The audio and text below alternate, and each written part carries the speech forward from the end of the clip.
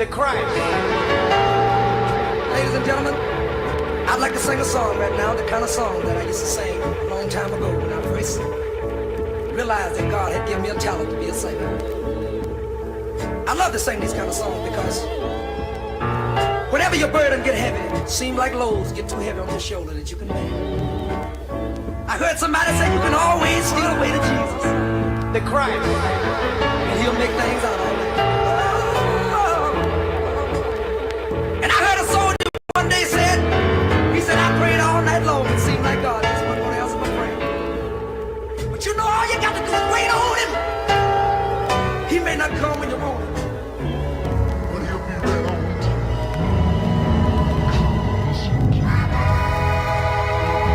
The Christ. What's happening? I come in the name of Jesus by the power of the Holy Spirit. Who name you coming in? By who power? Is what? It's the Spirit of God.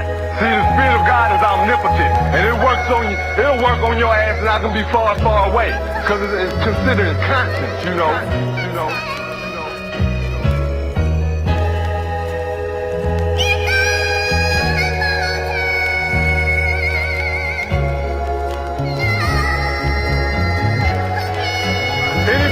Anybody resisting? Goddamn, my ass kicked.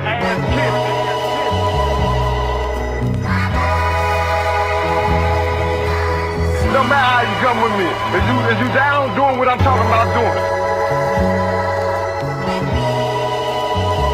The fatherless and the widows, up out of them penitentiaries. Are you down with that? You ain't down with that?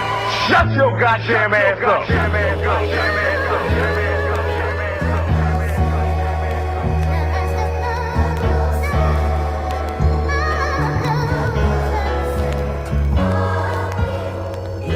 Down with that. Let you go. They put you down. And let you go. You ain't down with that? Put you down. Shut your goddamn ass up. They put you down. And let you go. They put you down.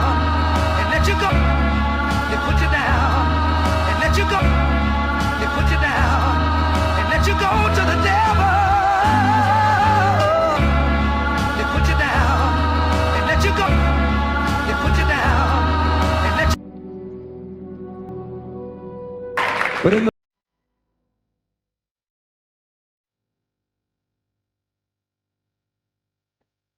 Yo, happy Sunday. Happy Sunday from the real District 13, Tainan, Taiwan, the oldest city in Taiwan. 400 years. My city is this year of the dragon. What's going on? This is NPC The Game Live. Blaxican in Taiwan. Let's see how many times I can say Taiwan. Gabriel Alexander Carbo is here live to you in Taiwan. Hopefully someday you'll come to Taiwan. Shout out to Godheart Guardian. Shout out to the fam. Always a pleasure. Consciousness is rising at the moment. Okay. Shout out to the sister. Eternal. Yeah, you got some free time? Okay, we got some time to cook. And shout out to the homie, Chris. Always a pleasure. And the hardest working man in the metaverse panel. Look within. What's going on? How's it going, fam?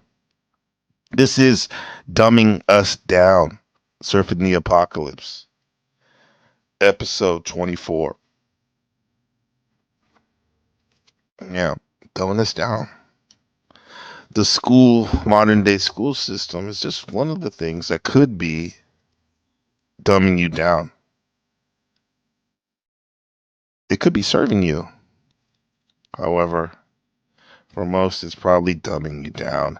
And what better way to learn about how that might be happening or has happened with you or for your little beloved ones you're supposed to guide, your children. What better person to show us the way than myself, Gabriel Carbo, and the legend himself, John Taylor Grotto, three-time Teacher of the Year, 1989, 1990, 1991, Teacher of the Year of New York City, right? He was an educator and a critic of the modern schooling system. And he saw how, to him, how the public school system, in America anyway, could be seen as a way to indoctrinate children and young minds with specific emphasis on English learning and how to express yourself that way. And compliance is something big that, as a teacher, as a parent, as a leader, that you need if you're trying to show people a different way of doing things. But the school goes over, seems to go overboard with that. And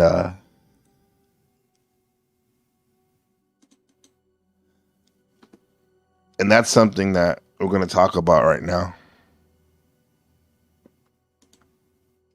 Now, this is John Taylor Grotto talking about how the modern day school system gets his origins in the Prussian schooling system. Chapter 7 tracks the kind of schooling that you and I are familiar with right back to its original production center, which was the militaristic state of Prussia in northern Germany. And from Prussia, delegations from all over the world, east and west, came to see the Prussian miracle, where a small, poor country could produce profitable factories, and in particular, a very well-disciplined and formidable army, simply by passing its young citizenry through forced schooling. And from Prussia, Horace Mann returned to the United States, and Japanese investigators returned to Japan, and they installed the Prussian system where it would do the most good. Yeah, these places that we live in that need cogs to have that society, that country rolling and making product. You need people who are focused on the goal of evolving and actualizing the resources, and so you can generate money, so you can generate status, basically, for your country and assert yourself as a dominant force. And then usually that energy would go to the individual's narrative. But the school system, which does teach you some school skills in order to fit those jobs that put you as a cog in the wheel. But the overarching arc, the main thing about they teach is obedience, compliance. And not so much about questioning why you're doing what you're doing.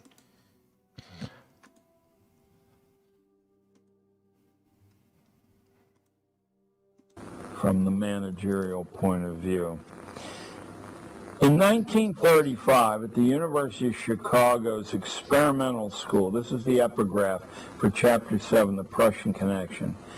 In 1935, at the University of Chicago's experimental school, where John Dewey had once held sway and made his reputation, the head of the social science department published an inspirational textbook called The Life and Work of the Citizen. In its pre-publication edition, and this is the one I'm talking about, because if you get the publication edition, what I'm going to tell you about will have been muted. The title page clearly shows 4 interlocked hands interconnected to form a swastika.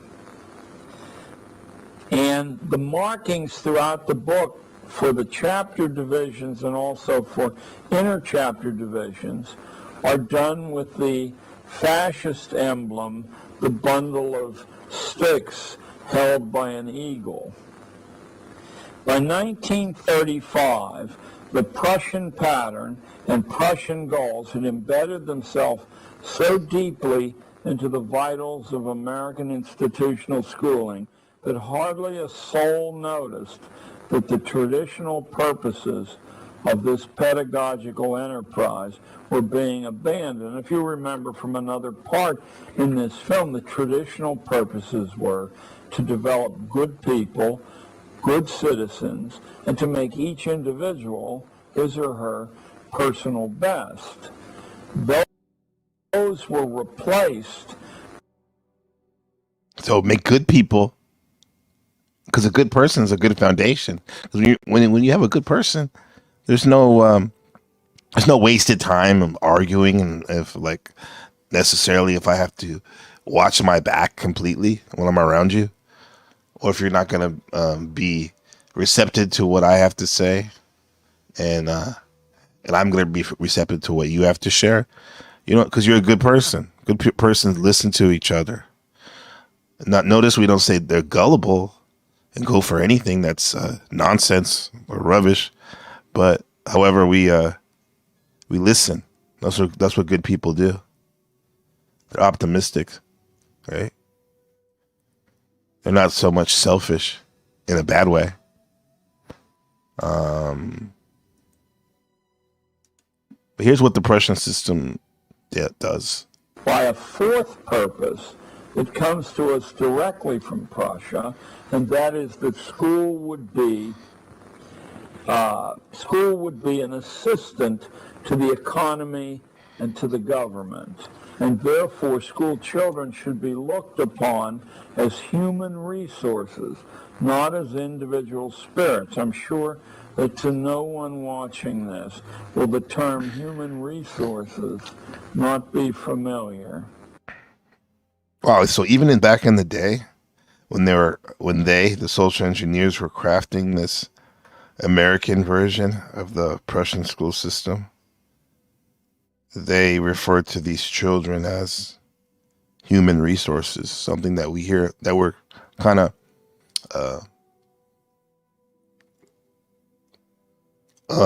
like numb to when we hear that term, when that sounds like slavery, bondage to the system. Human resources, right? Grinding those humans up and their souls, their creative juices into tools for the beast system.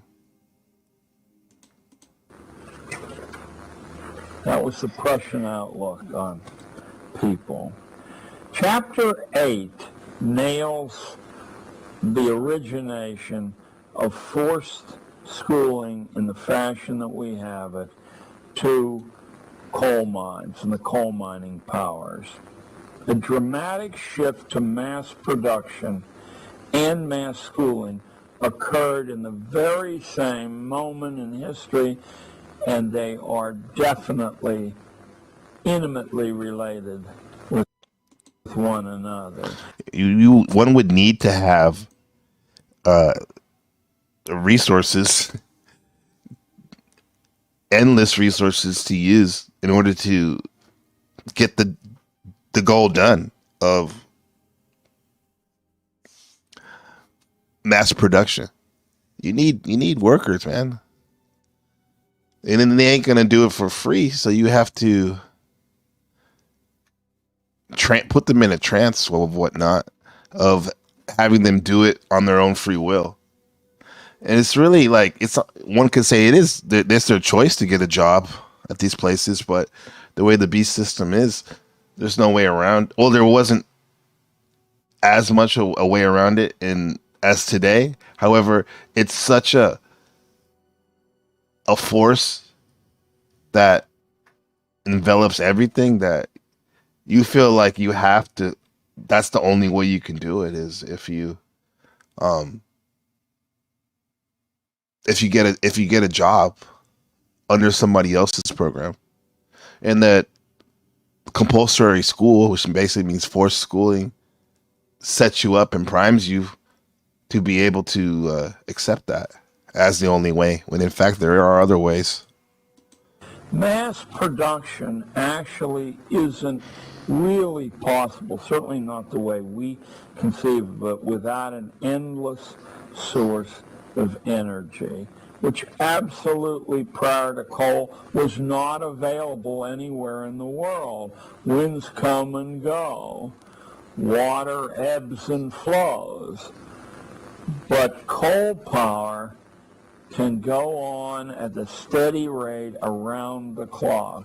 Suddenly mass production truly became possible. But to have people... Now that's a connotation, that's a resonance and correlation of people, of a workforce that was schooled and put in a trance to accept obedience from their managers and owners and masters of their jobs that they work, as an endless workforce that never sleeps, right? There's like people have shifts. These companies, they never stop because you have an endless supply of workers who will do their job, and then maybe they'll question it, but they won't make any action to change the situation that they don't like. And comment from Eternal. She said, that's why I homeschooled my eldest son for the most of his primary school. Yeah, that is pretty good. That's really good that you can do that.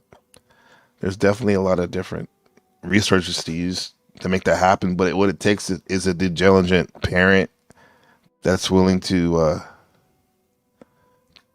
really sacrifice their time, and which is really not a sacrifice, because you're helping your family, your beloveds, to help guide them through the learning process, instead of giving them over to people you don't know really when they go to school. You don't know anything about the teachers, yet we hand them over to the teachers, right? We hope they're gonna take care of them and teach them well, not harm them or rot their brain. But is that the case always? I don't know. Godhead Guardian was a comment. It all leads to opting out, whatever angle you're awakening. Beings beyond reform and fixing the system. Opting out is the only way. The more I think about it and marinate on it, the more I don't see much other way. You're right. I see what you're talking about. You see what I'm talking about. Just completely disregarding the system seems to be the only way to get true peace of mind. Yet we forge ahead and try to have our feet on soil and water, on stable ground, or in fluid movement, and try to navigate this thing we call the postmodern age. Yet we yearn for the old ways, archaic ways of doing things. This is another comment from Godheart Guardian. Hence the AI robot drones. Yeah, I saw some, not in the flesh, but on digital reality. I seen these robots deliver food to people on the street, crossing sidewalks and taking their delivery to the people, right? The robots and whatnot. But pretty much a lot of people are already drones or androids. They're so geeked up on obedience and to their managers, the human resource managers at their job, just over broke, that they're a drone, right? My wish to you that if you do have a job, that you have some freedom to express your creativity. Shout out to the panel the Shadow Buddha. Shout out to the panel. Lay low. Lay low. Yep. Yo, what's going on? How's it going? Eternal. What's cracking? What's cracking? Yeah. I'm just trying to do the math on this dumbing down Americans, Australians, Armenians, all humans. That seems to be going on. That's all. You know? It is crazy. Like, I have 3 kids, and my oldest son, I homeschooled him for most of his primary schooling. He had to go to school this year only because it was give me 1 second. All right, go ahead. While she does that, let me play this video. Get back to our curriculum.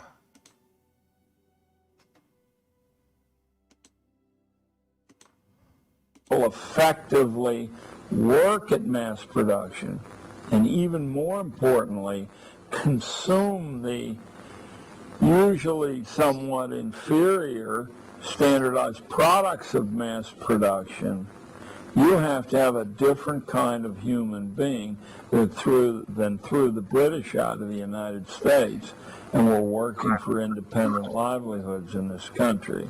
This chapter 8, is called A Coal-Fired Dream World. A dramatic shift to mass production and mass schooling occurred in the same heady rush. Mass production could not be rationalized unless the public accepted massification.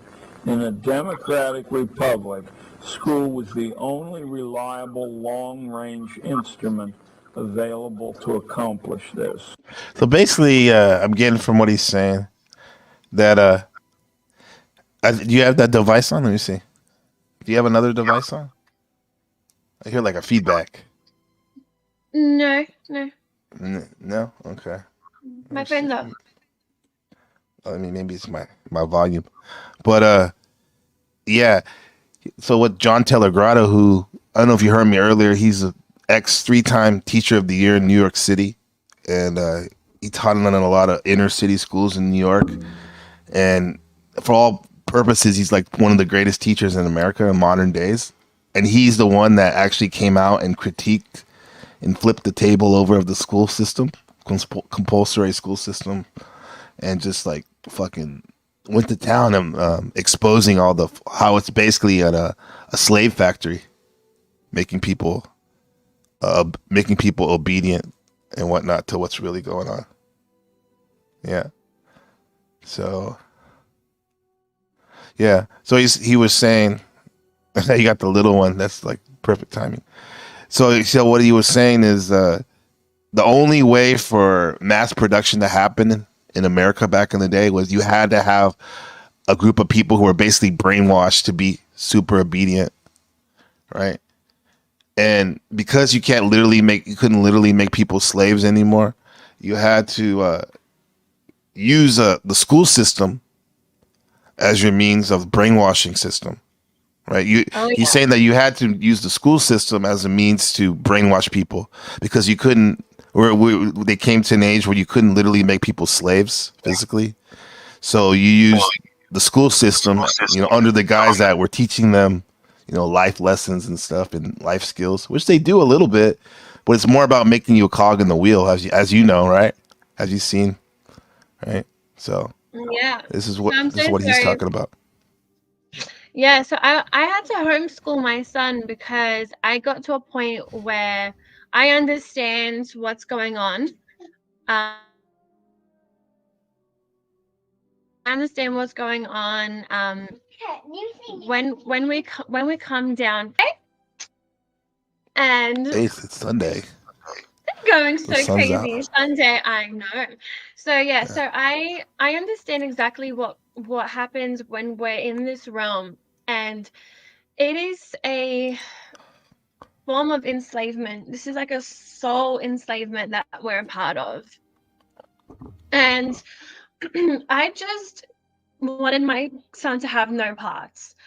I I knew that it was an indoctrination center. I know there's many forms of schooling systems with the occult, with what they do for us as a part of, conforming the minds and really shaping our perception of reality. So we are then really dumbed down and suppressed, so we cannot think for ourselves, be our own selves, and be free to, be within this place the way we're supposed to be. So, as my realization, it's common sense. I mean, how can we just freely send our kids to a place and we don't even know what they're learning? We don't even know what is being told to them. We don't know the curriculum. I want to teach my kids. I want to shape their brains. I want to be in charge of that. So I took matter in my own hands, and for many, many years, I was teaching. So, guys. Yeah, I had that. I had that whole what internal saying about I I needed to feel in control of my child's education and whatnot, and I had in my mind these plans I wanted to do. However, unlike her, I didn't execute it like she executed it and started to. She taught her children at home, her child at home. My son ended up going to the kindergarten out here, and then now he's in first grade, right?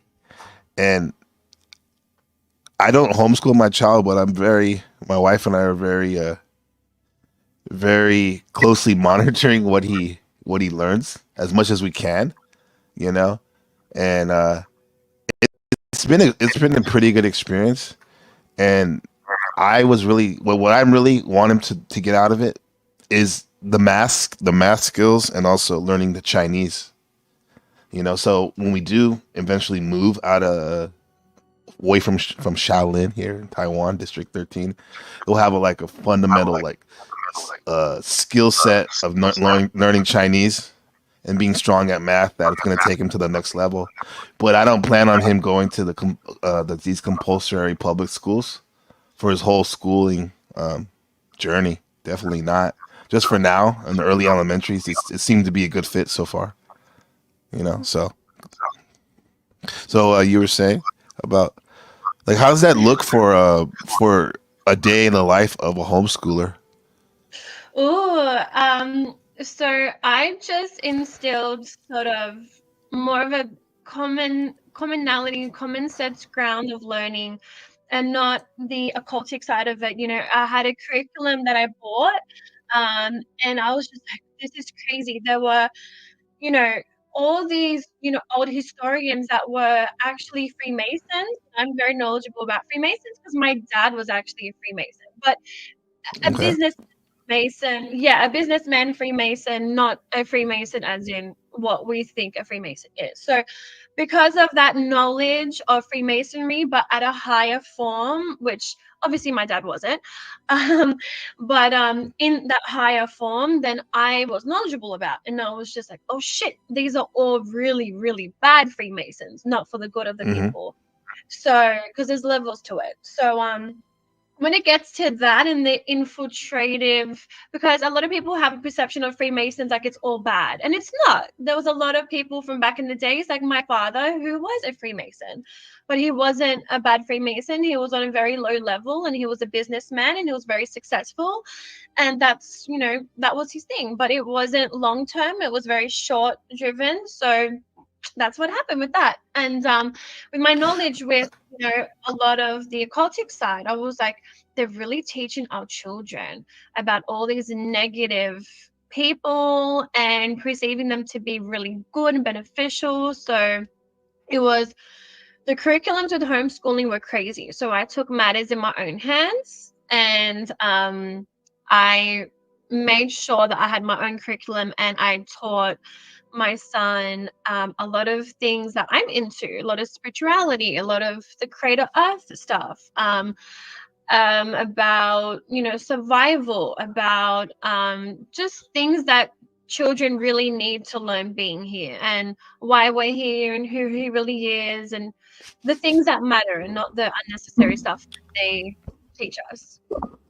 Yeah, that's good. Like why you're here, giving you a concrete example, reasons why, what setting you're in here on Earth. That's a good way. And then also to the spirituality aspect, you know, knowing that there's higher purposes out there. What are some of the things you Mm. think that aren't? You said you just said like how some things that don't matter. What are some things you think from an elementary school level that they don't need to know or not as important? Oh, I feel like there's a lot, and what it does is it kind of fogs the brain and it puts it in a trance almost, and it's just a little too much. I feel like school should be 3 times a week, if anything. It should be a couple of hours.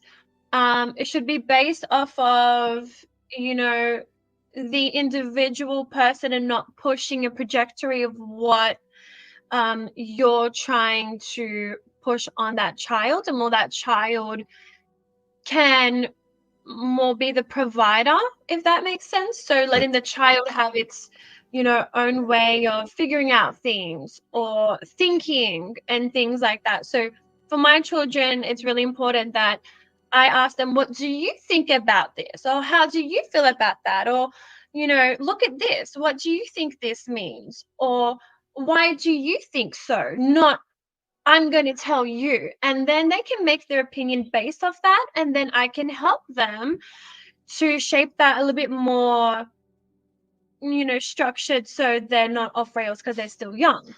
But allowing them to think for themselves and not, have someone tell you what is.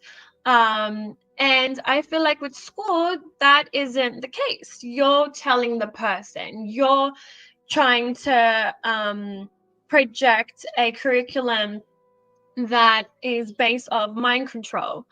So you're not allowing that child to think in a free form.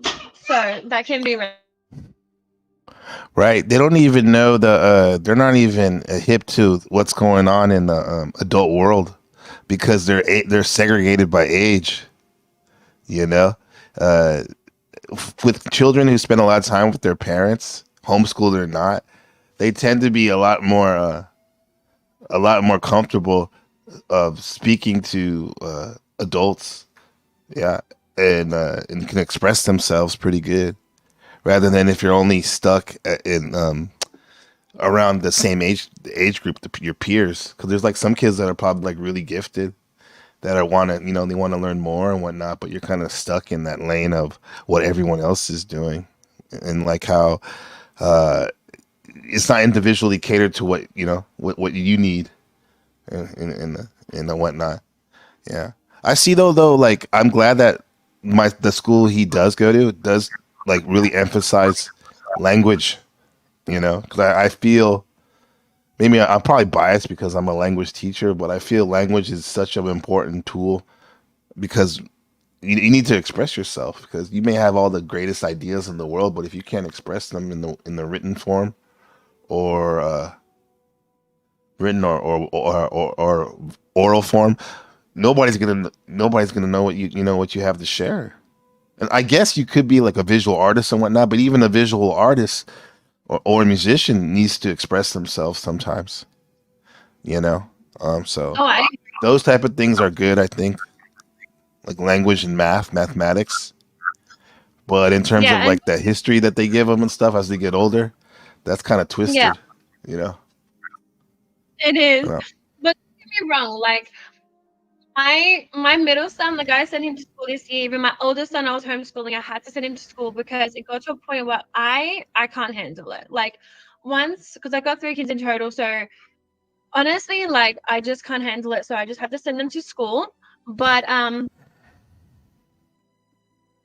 but like for my middle son, it has helped him so bad. Like it really has. Like it's helped him to just all round. But then again, because my oldest son was homeschooled, I will still instill everything that I've taught.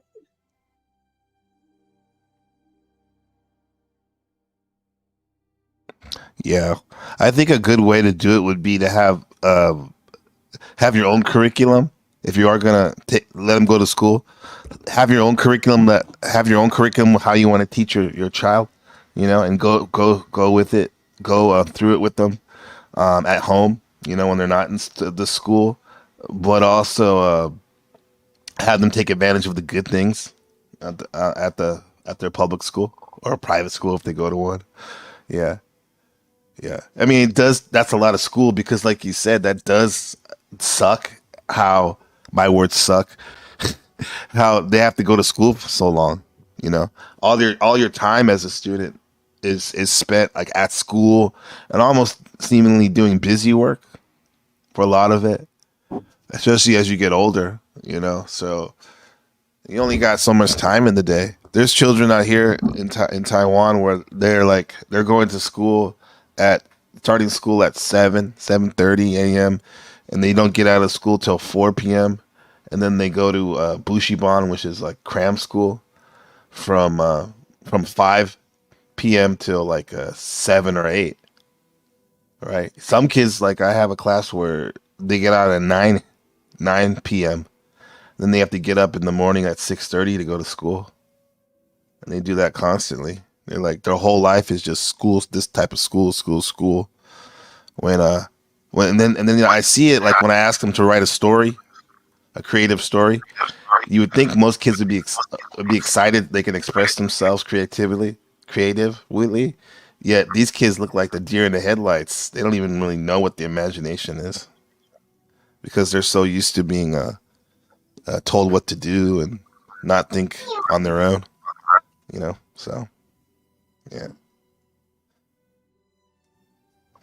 And that's the hard thing, isn't it? Not to have that creative outlet on your own, but I feel like everyone individually has a level of expression, and I think it progresses into when you become older as an adult, you then aren't able to think for yourself. You don't question anything, right? And that's my issue. Is because you become older and then you become like everybody else, like a sheep, and you don't question anything in your reality. They tell you, you say yes because that's what you've been taught all those years, to just nod your head and agree with everything that they say. I mean, how is this? It's not okay. Yeah, it's not okay because you've been led around and directed by teachers. Like John Taylor Grotto, I agree with what his teaching, how teachers should be. He said that teachers should lead and not direct. You should, as a teacher, you should inspire students to think for themselves. What's that? Yeah. Yeah, teachers should act as guides, definitely, and mentors, and encourage curiosity and self-directed learning. There's one system that I liked that I studied a lot when my son was younger called Montessori schooling. I don't know if you ever heard of that, which definitely is big on self-directed learning. And they start off by teaching children like life skills, like literally from the cradle, from the crib to high school and college, like teaching hitting all the developmental points of the child and getting the most out of it, right? So by the time that they're walking, they can literally help you in the kitchen, help you clean up, be a active member of the family and contributing, right? So there's other ways to do it. Yeah. Self-reliance, right? Being self-reliant. It's one thing to be an individual and want it your way, but being self-reliant is big nowadays. Especially when there's a service economy where you can pay people to do all these things to make it convenient for you, but you can literally save money and get things done the way you are if you learn how to fix things and manage your own affairs. I think a way to find confidence for children, right, is to kind of, you got to do things that fosters and finds their unique skill set instead of this like one size fit all curriculum, you know. And in this process for your son, as homeschooling, did you find out any things about him that you didn't know before, like he actually is a natural at something, or you know, or he likes to do?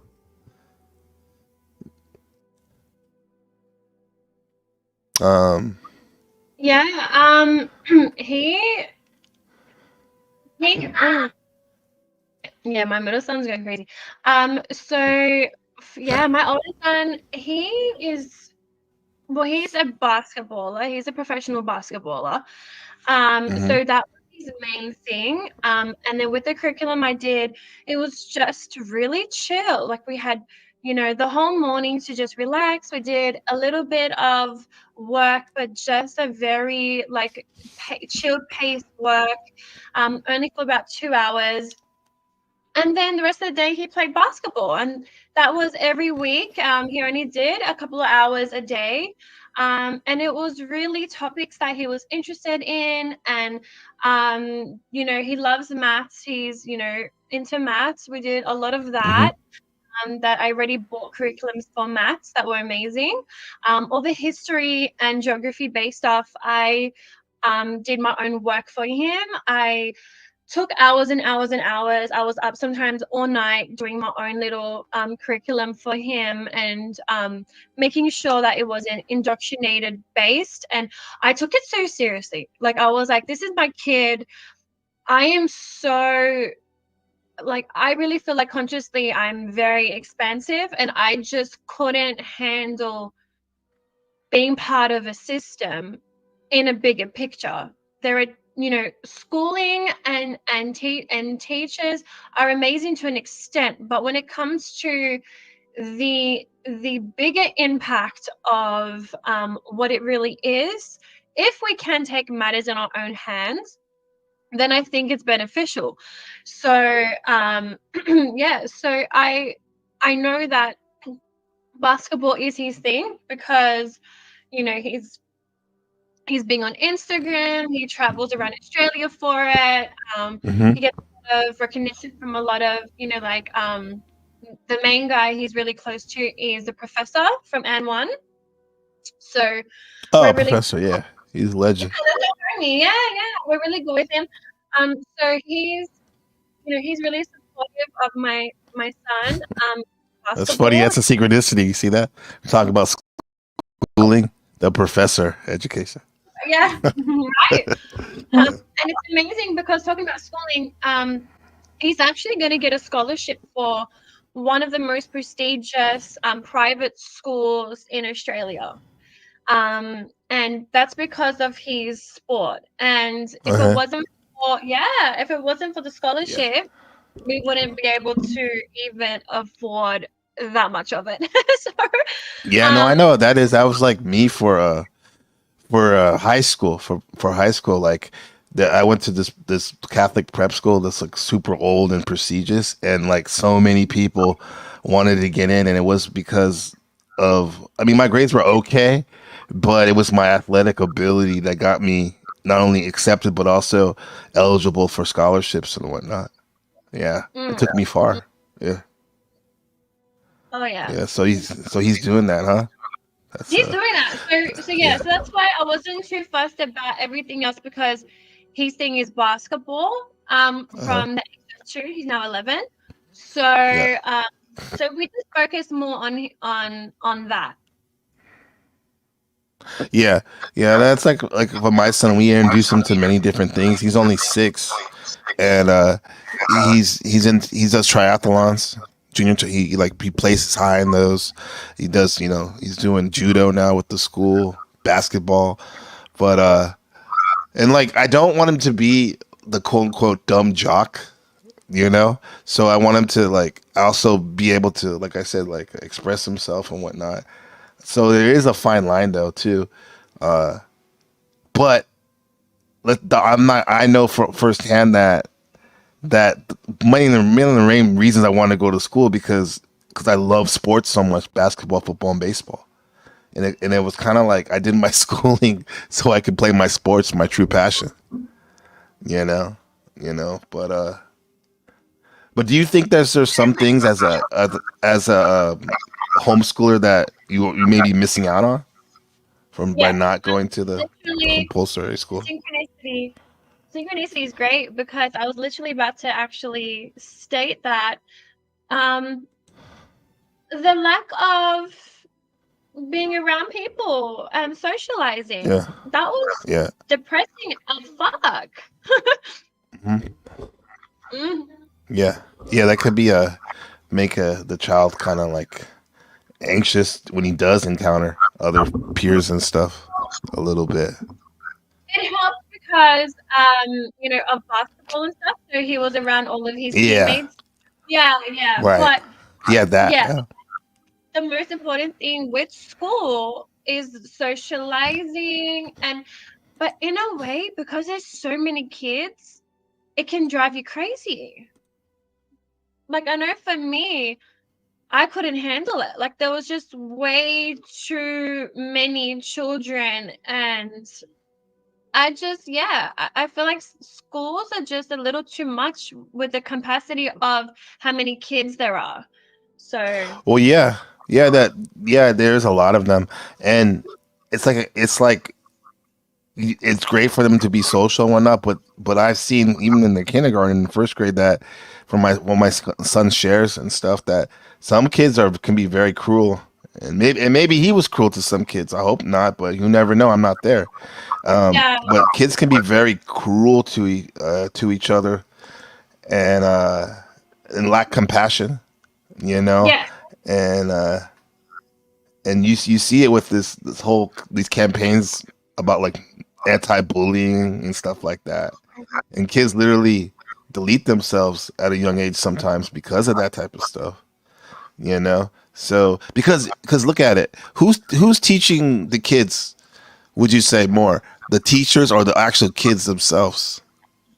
the You kids, know? well, Yeah. a bit, yeah, I feel like, well, the kids, because especially when it comes to people's actions, children replicate that. So Hmm. if there's a Yeah. child that's super annoying or whatever, like, you kind of pick up that trait and then, you know, Right.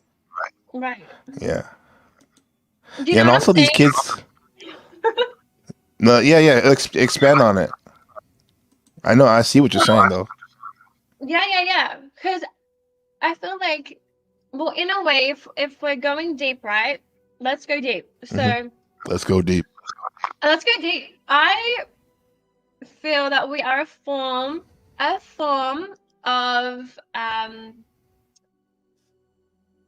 what's that word? Well, transformative artificial intelligence. And Hmm. that's why, let's say you listen to something for so long, you kind of, pick up that, and then you can start sounding like that. Or if Hmm. things like that, because we're programmed in a way, energetically, to pick up those little programs, and it's installed within our program. So that's why with the schooling system, it's obvious that these are programs. And I've realized that, especially in Australia, it's cold as fuck. These programs go hard. Like, I make sure that I ask my the teachers. I want to know what my son's learning, and then I use my own discernment, and I'm like, wow, this is a little too much for this age. And I feel like they're just doing things to really fine tune certain parts of that child for a bigger thing, which I feel is a form of mind control. So, we're all subject to it. It's a form of, as they call it in mainstream, MK Ultra, but it's deeper than that. And if it's just like, when we were younger and, or like when I was younger and I used to listen to my hard fucking rap shit and I used to think I was a little gangster and I used to do some criminal type shit and I used to get myself into trouble and I was Mm-hmm. fucking crazy and I used to run up on people and do all sorts of crazy shit. So, it controls your mind sometimes. We were talking Yeah. about that. Yeah. You're So, definitely you whatever you put your consciousness to. We're powerful beings that the yeah. mind is so powerful that whatever it latches onto, you can become it. So you have to be very mindful of what you put your mind on. And even the way they teach us at school, it's like you're always in the present moment, whatnot, which is good. Be here now. However, when you're younger, it's good to kind of have some goals, especially long-term goals and short-term goals, so you can really become who you really want to, and also your fulfill your purpose. Like Yeah. like you're talking about our sons and stuff, how uh they want to do big things with their athletic career, as we say, right? And then they have goals, but the way we're locked into school is like every day is the same. Every day is the Right. same.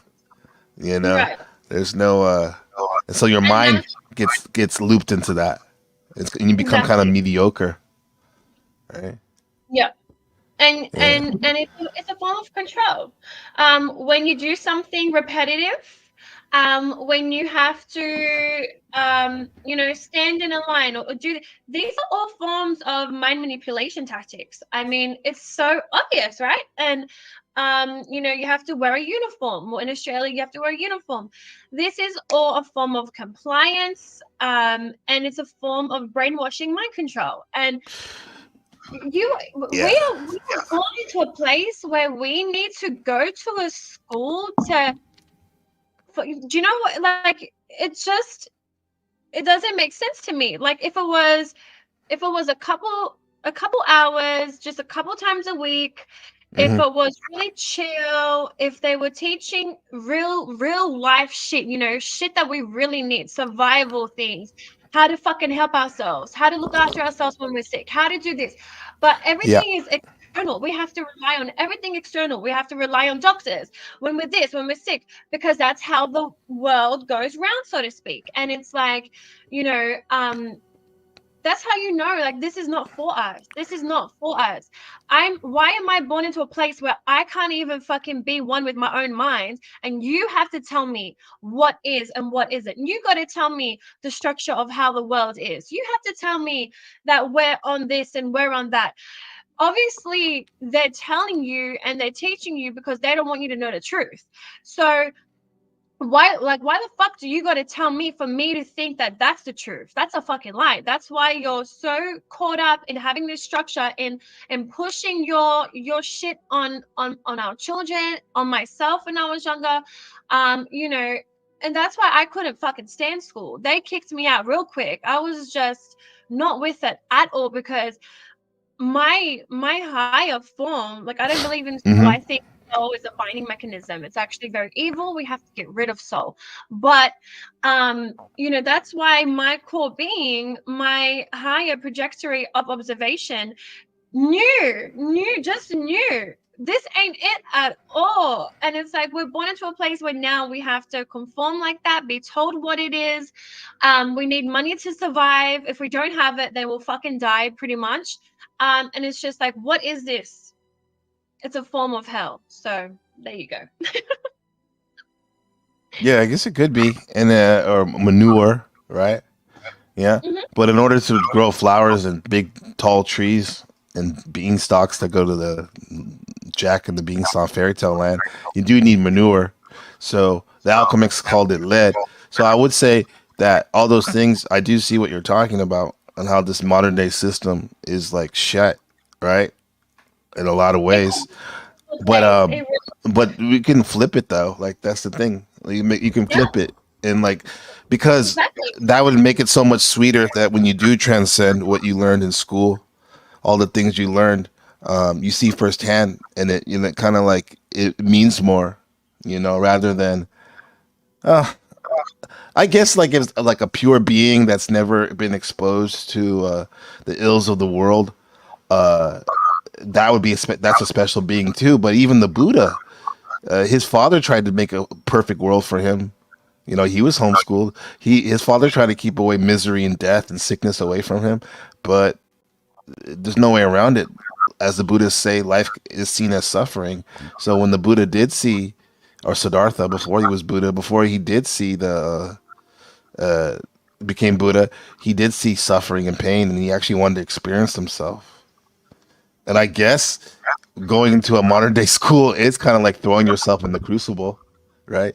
It doesn't mean you're going to be lost, because here's the thing, like their program's pretty hardcore and pretty taxing on your mind and whatnot, but that's weak shit compared to how strong our minds are.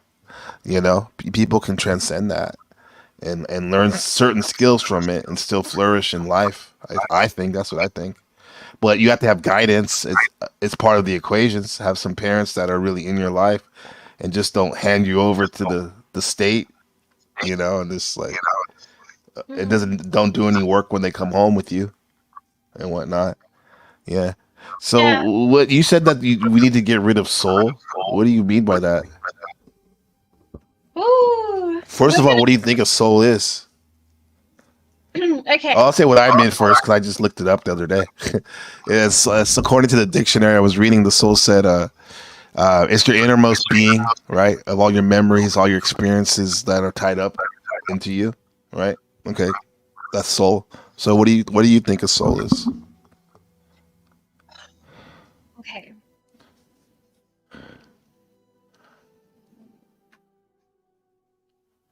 Soul is a form of mechanism that is binding, and I think it has a mechanical structure overlay. I think that when our bodies go through an expiry, um, as I think that we are coded because we are a form of artificial intelligence, we have an expiry date, unfortunately. So when that comes to fruition and we quote unquote die, which is not possible, but then in our reality, we perceive it as death. Um, and then our soul is, like I said, like soil. So I explained this on London's channel, which was really interesting. And I got these, coming to me in my head. And I was like, whoa, whoa, whoa. And I was writing everything down and I was telling him and I will bring it up now that I feel that, it reminds me of the word soil because soil is grounding. And on this plane of existence, soil is the mechanism of life. And if we think soul as that, grounding point of us as an embodiment of that grounding, then we can say, well, soul is the one that puts us here and grounds us here. So if we get rid of soul, then maybe we are able to not be part of a soul loop. If there is such thing as reincarnation, which is interesting, but then again, how do we know that anything is of anything? We actually don't know. So, you know, I was big on because I've expanded my brain with a lot of different forms of conscious thinking. So when I got Hmm. into a lot of different books and readings and things like that, I was like, well, this is interesting because one lady talks about, the reincarnation being really big, and this other guy talks about, um, sorry, my battery is low. Reincarnation, maybe I should charge it up. Reincarnation being, that binding of heaven and hell as a duality, but within that one, and we need to go up and not within that spiral, and then going to that paradise, going into that bigger brain of conscious expansion. So I feel like soul is not what we think it is. I think it's foreign, and I don't think that Okay, so it's not physical. We perceive ourselves as physical, but Right, everything I agree on that part. Yeah, it's everything not is physical. energy. So soul could be, like I said, a coding overlay within the different so we have different etheric outer bodies that we can't see. We only see this. So we have all these other bodies, and a lot of them hold different code light frequencies. So I feel like soul could be the binding of all of them. And then once we release that, which I don't know exactly, I can't pinpoint it, but once we do, I think once we understand something and we say, hey, I know, we're able to release that from ourselves. So if we have a realization that there are a lot of parasitic entities feeding off of our loose energy, that's why we're in Uh a huh. very form of being. We're in a this is dense. This is very dense, and they're feeding off of us. So that's why everything is done in a frequency that is really low. So um yeah, so No, that's good. I mean, it's like stuff like that, the soul and stuff. For me, anyway, I can only point to things. It's hard to, oh, it's hard to actually, it's hard to talk about. But that's what I mean. Like, I can point to it, but you can't pinpoint it because, like we right. said, we can agree on that it's not something physical. However, we're bounded to it, right Yeah. here. We're bounded to it. And I think what you're saying actually reminds me a lot. You say soul, but I've heard people say, and I was really attracted to this concept of, how people say you need to clean your chakras and raise your chakras. They were saying that the chakra system is actually something that is artificial, and that's something that actually does block you, and it does make you look at your body and your beingness as something separated and segmented, when in fact we're a holistic being, right? Light being, as you can say, right? And the dude I was listening to, he was saying that, like, literally, there's there's people who, and he was one of them, so he's probably selling a service. He was saying that there's ways to get rid of your chakras, right, and he was saying that, right? But I listened to another guy, a big YouTuber from England, this black dude, really big YouTuber. I forgot his name, and he was saying that the whole thing about getting rid of your chakras was, for him, was thinking as seeing the body as whole, holistically one, and not segmented. Not segmented, right? And he said once he started to do that, like, he felt lighter and whatnot, and yeah, and all the people I'm mentioning, they always, and what you're saying too, they have this thing about saying that there are parasitical, inorganic beings that may be feeding off of us. Yeah. You know, yeah, it definitely feels Oh at yeah. times like there's like a cloud, literally a cloud over some of us sometimes, right? Yeah. Mhm. Oh yeah. Oh yeah. And what about that saying, I'm an old soul. I'm an old soul. If you think about it, doesn't that mean we've been here many, many, many, many times? And why do we want to be here many, many, many, many times? Why? Because you like it, or you want to get something out of it, Right. or Look, you're life is what you trapped, I make. guess. It can Depends, be, it right? can be a beautiful place. It really can.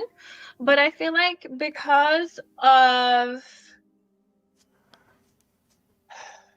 I think because exteriorly we're so dependent, and it shapes our reality into a destructional one, right? So really this existence can be beautiful, and it can be shaped into a paradigm that is really positive and really amazing. But then again, I think that duality comes in hand, right? And we need disruption in order to have the balance of that beautiful place. Well, from what we think that we should, that we know of, because we don't know just one way. We don't know just paradise. So we don't know just hell. There's always that balance. So really, it's like that is the core existence of what we're a part of. But the bad side of it, I mean, it's absolutely fucking crazy and terrible. And our realm is run by psychopaths that don't have our best intention, and that, well, they hate quote unquote humans. They are not human. They are not what we are. So um it's the infiltration that runs really deep, and I feel like if we didn't have that infiltration, then we'll be good. Yeah. Right? Okay. I mean, that's optimistic, and I'm down with optimism. Right. Sagittarius way of thinking, Mercury and Sag for me, so optimistic for sure.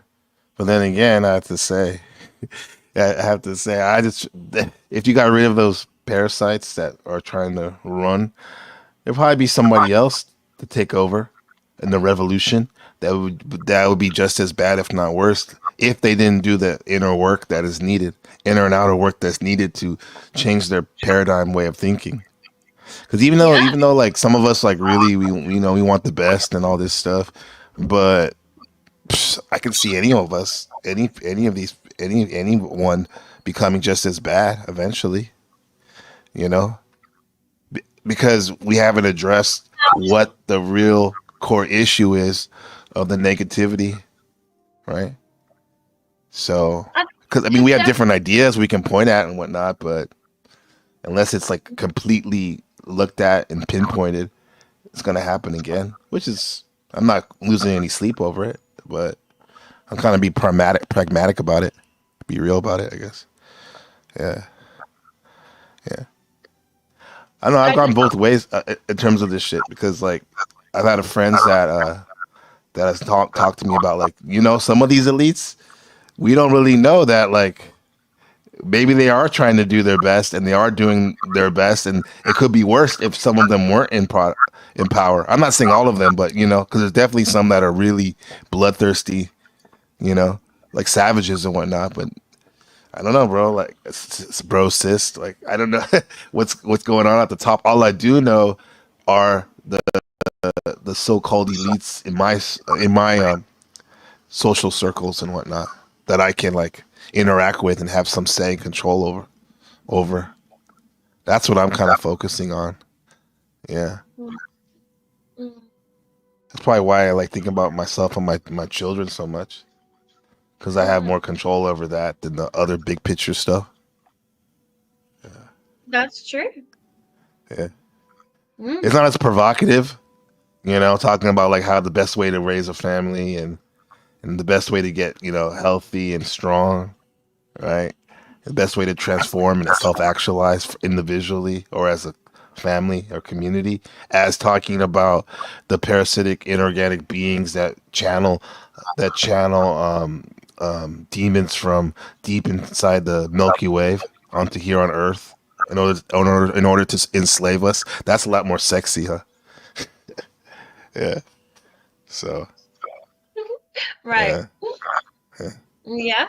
Yeah. Yeah. Mm. Do you teach your son a lot of conscious ways of thinking? Yes, I do. I really go out of my way to do that. Really? Right. Yeah, Mm, absolutely. To pay attention, like for example, if we're on a scooter ride or a car ride or a motorcycle ride, to pay attention to everything he sees. I mean, if he's gonna focus on it, like ask him, tell me about what you see over there. What do you think is going on over there? And then he'll talk about it, observe it, and relay it to me, and then I'll give my take on it. And then it starts a lot of good conversations. We talk about God and if he believes that there's a God, and if so, like what is all that and all that stuff, stuff like that. Yeah. and what's your perception on that? I see that uh, there's levels to reality, to Earth, and to the universe, and it would make sense that there's a supreme being somewhere, right? Okay, but do you Yeah. think that you are that? Like, because a lot of people like to look outside of everything, and again, that's what some of the schooling systems can do. They Hmm. can make you exteriorly, rely on things when really it's about, hold on, I'm here, I recognize myself, I look at myself in the mirror, I see my reflection. So I Mm-hmm. know that I'm here. I don't see a God, I don't see anybody exteriorly or in a physical sense. And it's also funny because when you go outside and you look up, you see a reflection and you're just like, oh, what's that? And it's just like, hold on, Yeah. go in the mirror and I you look at yourself and you can see yourself. So how about when we see the moon, that's like, oh, maybe that's a reflection of me and who I am and where I am. So it's like, only what I see, I believe. So hmm if Yeah, I I feel can't you on see that. anything physical in front of me, you tell me that that person is this, tell me that, like,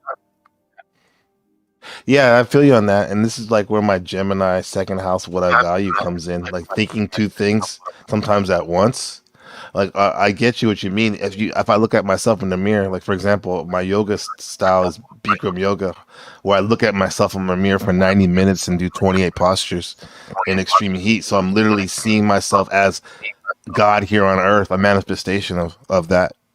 And I see that, right? As man, as God here on earth. But then again, I know from the simple fact that there was life going on before I was here on earth that I couldn't see, you know, that even though some might call it a mystery God and whatnot, uh, there is probably something out there like a father. I'll use the archetype of a father that's really taking care of all everything that's going on, while at the same time believing I'm a manifestation of that God here on earth, a part of it. The reason I used to have the thing about like I'm God, I'm a God. If I go back and forth too, thinking about like because I went to Mecca, which is you do? not in Saudi Arabia, but in New York, the 5% nation. I don't know if you're familiar with that. They call Harlem where they originated, Mecca, right? And this is a place where the teachings of man as God here on earth or like cultivated and like flourished so much so that it influenced the hip hop of the 90s and 2000s with their teachings of man as God here on earth, right? You know, Wu Tang, Erica Badu, all of them are Yeah, yeah, yeah. 5% nation, right? Right. That's why when they see each other, they go, "What up, God? What up, Sun? What up, Earth?" You know, to the women and whatnot. And I see that like I am a manifestation of God here on earth. Some say a God, one of the many here on earth. But maybe it's the programming I have, or maybe it's an internal knowing. I do think there's levels to this shit, like Meek Mill says, and there is a supreme being that we all shot out from. I just don't like. I'm not like these Jesus quote unquote freaks that put all my attention in that part of it because that's not going to help me like manifest what I need or get things done. You know, like you said, it all stems from the inside, but in the deepest part of the inside is the biggest picture of the supreme being. So it's like it sounds complicated and whatnot, but maybe I have a dualistic way of looking at the concept of God and man as God, man and woman as God. You know, so that's how I see it. Yeah. Key thing I think is they love to invert everything as well. So, who knows what energy is hmm a higher, if, if there is a higher form of consciousness that we are all a part of, that we embody. Could it be masculine? Could it be, because they love to throw the masculine side when it comes to that, and then they just get rid of mother, Father, Son, Holy Spirit. Where is mother? So it's hmm important to remember you know the form of feminine, and they hate the feminine, and that's why a lot of these occultic nature is to get rid of that, um and to rely on the masculine um over the feminine. And that's why a lot of the females on the world stage are not female, and things like that. So you know do you think that maybe if there was a higher consciousness, it could be a feminine energy in a way? Absolutely not. No, I'm just kidding. Just kidding. Of course, that could be that definitely could be something. God is a that's like Tupac says in one of his songs. Like, what if the biggest joke was God's actually a female, and all these people have been running around with their head cut off, thinking it was otherwise. That definitely could happen, right? But and it might be the case. It makes a lot of sense. That could add up about God being female because female nature in general is very, we could say, nurturing and compassionate. Not that all women are like that all the time, but that definitely is in general how women are, and that's how the universe feels like we're being taken care of all the time. So yeah, that could be a concept. God is a female, but I think the reason why these occultic, like Catholic Vatican, for example, has gone so hard and kind of trying to disregard the feminine aspect of creation is because in the past the goddess worship was the main paradigm of the earth. People worshiping the goddess and mother nature was what people were doing, and when the Catholics came about and tried to mission to convert the quote unquote natives, original people, they had to beat down that mother goddess worship as you know, as goddess. So they had to completely stamp it out and change around how the people were communing with the goddess into something that completely took her out, because they were the victors now. And when you're a victor, you have to one of the best ways for them to do it is to get rid of the old gods and make them the enemy, while your new god is an enemy. And my thing is, like, that happened, and so civilization the way we know it came about at the kind of like at the behest of dominating and brutalizing the feminine energy, right? And so much so that now in the modern society we're living in, there's a pushback, great pushback of bringing the matriarchal way of doing things back and trying to stamp out the patriarchy. But my thing is, you need both of them. You know, you need both of them. And it seems in some ways to get to a point where the matriarchy is almost supplanting the patriarchy. We're at a point, right? And my thing is, like, though, I see it as, even though, like, for example, you can be co-parents with somebody or whatnot, or co-business partners, there has to be at least some type of head, some type of leader, right? And I think the masculine energy, or a male, for example, we're talking about a family, needs to step up and take that.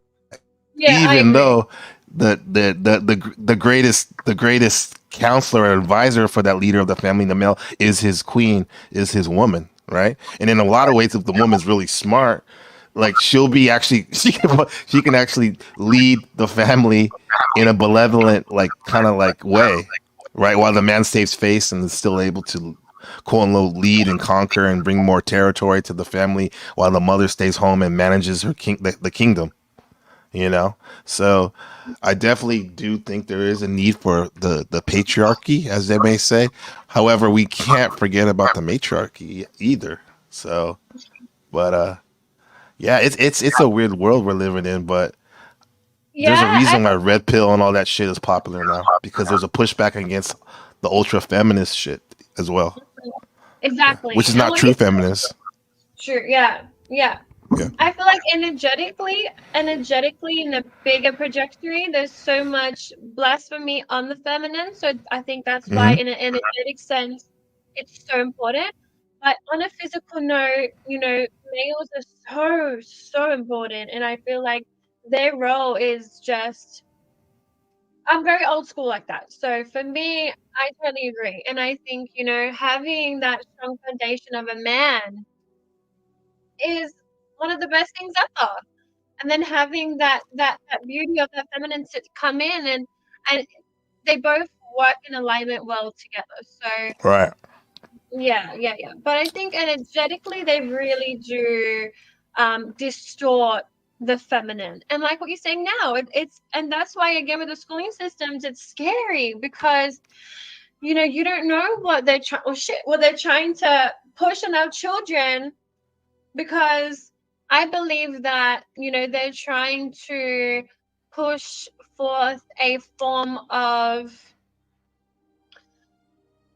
with all this transgender shit, it's to do Mm-hmm. with um transhumanism. So Mm-hmm. I Right. feel like trying to suppress us from a form of ascension. They're trying to suppress us from going to higher octaves. And I feel like it's ramping up. And I feel like time, as we know it, because time isn't real exactly, but time as we see it is speeding up, and it's not going to wait for us. So the people who are just not expanding, and that are being and that's why all of these blueprints and all these structures have been imposed on us, because they know that we are powerful, and they know that we are going to get to a Right. time in our life that we need to transcend, and we need to go higher in higher octaves. And that's why they're pushing certain things, because they're trying to suppress and change our DNA, so we don't get there. And it's a form of binding. And then I'm big on the whole, how we're a form of transformative technology, and then the ones that don't transform is cyborgs, and that's what they want, that army of cyborgs. Which I love getting into all that sci-fi shit too, man. It's so dope. But it's reality. I mean, that is reality. What they're showing you, they're telling you. And if we don't, understand that that's what's going down right now, and that that bifurcation of timeline is happening quick, it's going to be a little scary for some people that don't realize that. And we're trying to get somewhere energetically. um and yeah, so all the control and what they're doing, they're pushing all that stuff at the schools, and they're normalizing it. A lot of even like the rappers these days, they're very fucking feminine, and they're just pushing a lot of that gay shit, and a lot of these things are upon us. So we lose sight of that, and that we then become, normalized and programmed, that it's okay for us to not have a structure that is transformative. Mm-hmm. And then they can push more of the subjects of, no sex, because that's the Baphomet. So they want us to be in a society where there is no more replicate, and we are masters, and we are now binded with a different form of technology. And yeah, and we're not us anymore. And yeah, Yeah. they mm, Yeah. It's a program. It's a program. So much so I heard somebody on a panel. Like one guy was like, "Man, I haven't had sex with the woman in 4 or 5 years, right?" And then and then the guy was like, the host was like, "You mean you haven't, pleasured yourself?" And he was like, "Nah, I've done that." And then this other dude on the panel was like, "Whoa, whoa, bro, you're not alone." Like he's like, "It's been 5 years for me too." It's like, God, I mean, damn it, man. It's like that's wild. Yet these guys haven't had made love to a woman. However, they've been probably pleasuring themselves to a computer screen or right, something. It's like that's not human. That's not human, right? I mean, as right, humans, we're supposed to find interact, yeah. interact, right? So we can have the species progress and get higher and higher levels, right? And But that's why they're pushing a lot of that. um and yeah, and like porn and stuff is becoming really, really mainstream. And mhm, once you have an understanding of that adult stuff, which I do, a lot of that stuff, a lot of them are not real. And of course, there's porn stars that are real, but what mhm, I'm trying to say is that there is so much out there that a lot of it is actually the demonic entities, and they're perceiving themselves, not as, and then they push a lot of that out. So what you're doing is, when the man goes on the computer, he puts his Mm-hmm. energy, or the screen, he puts his energy into these demonic entities, and that's why a lot of men and females can become Mm-hmm. really, really obsessed with porn, Mm-hmm. form of release, and then you become addicted to that demonic entity. So Right. Yeah, you're right. And we were talking about this on the psychedelic elitism with Rupert cool. G, about how the blue screen on Yeah, these devices, on a computer screen, they actually make you susceptible to conditioning, to yeah, brainwashing, right? And it does something to your eye, which it like links up with that.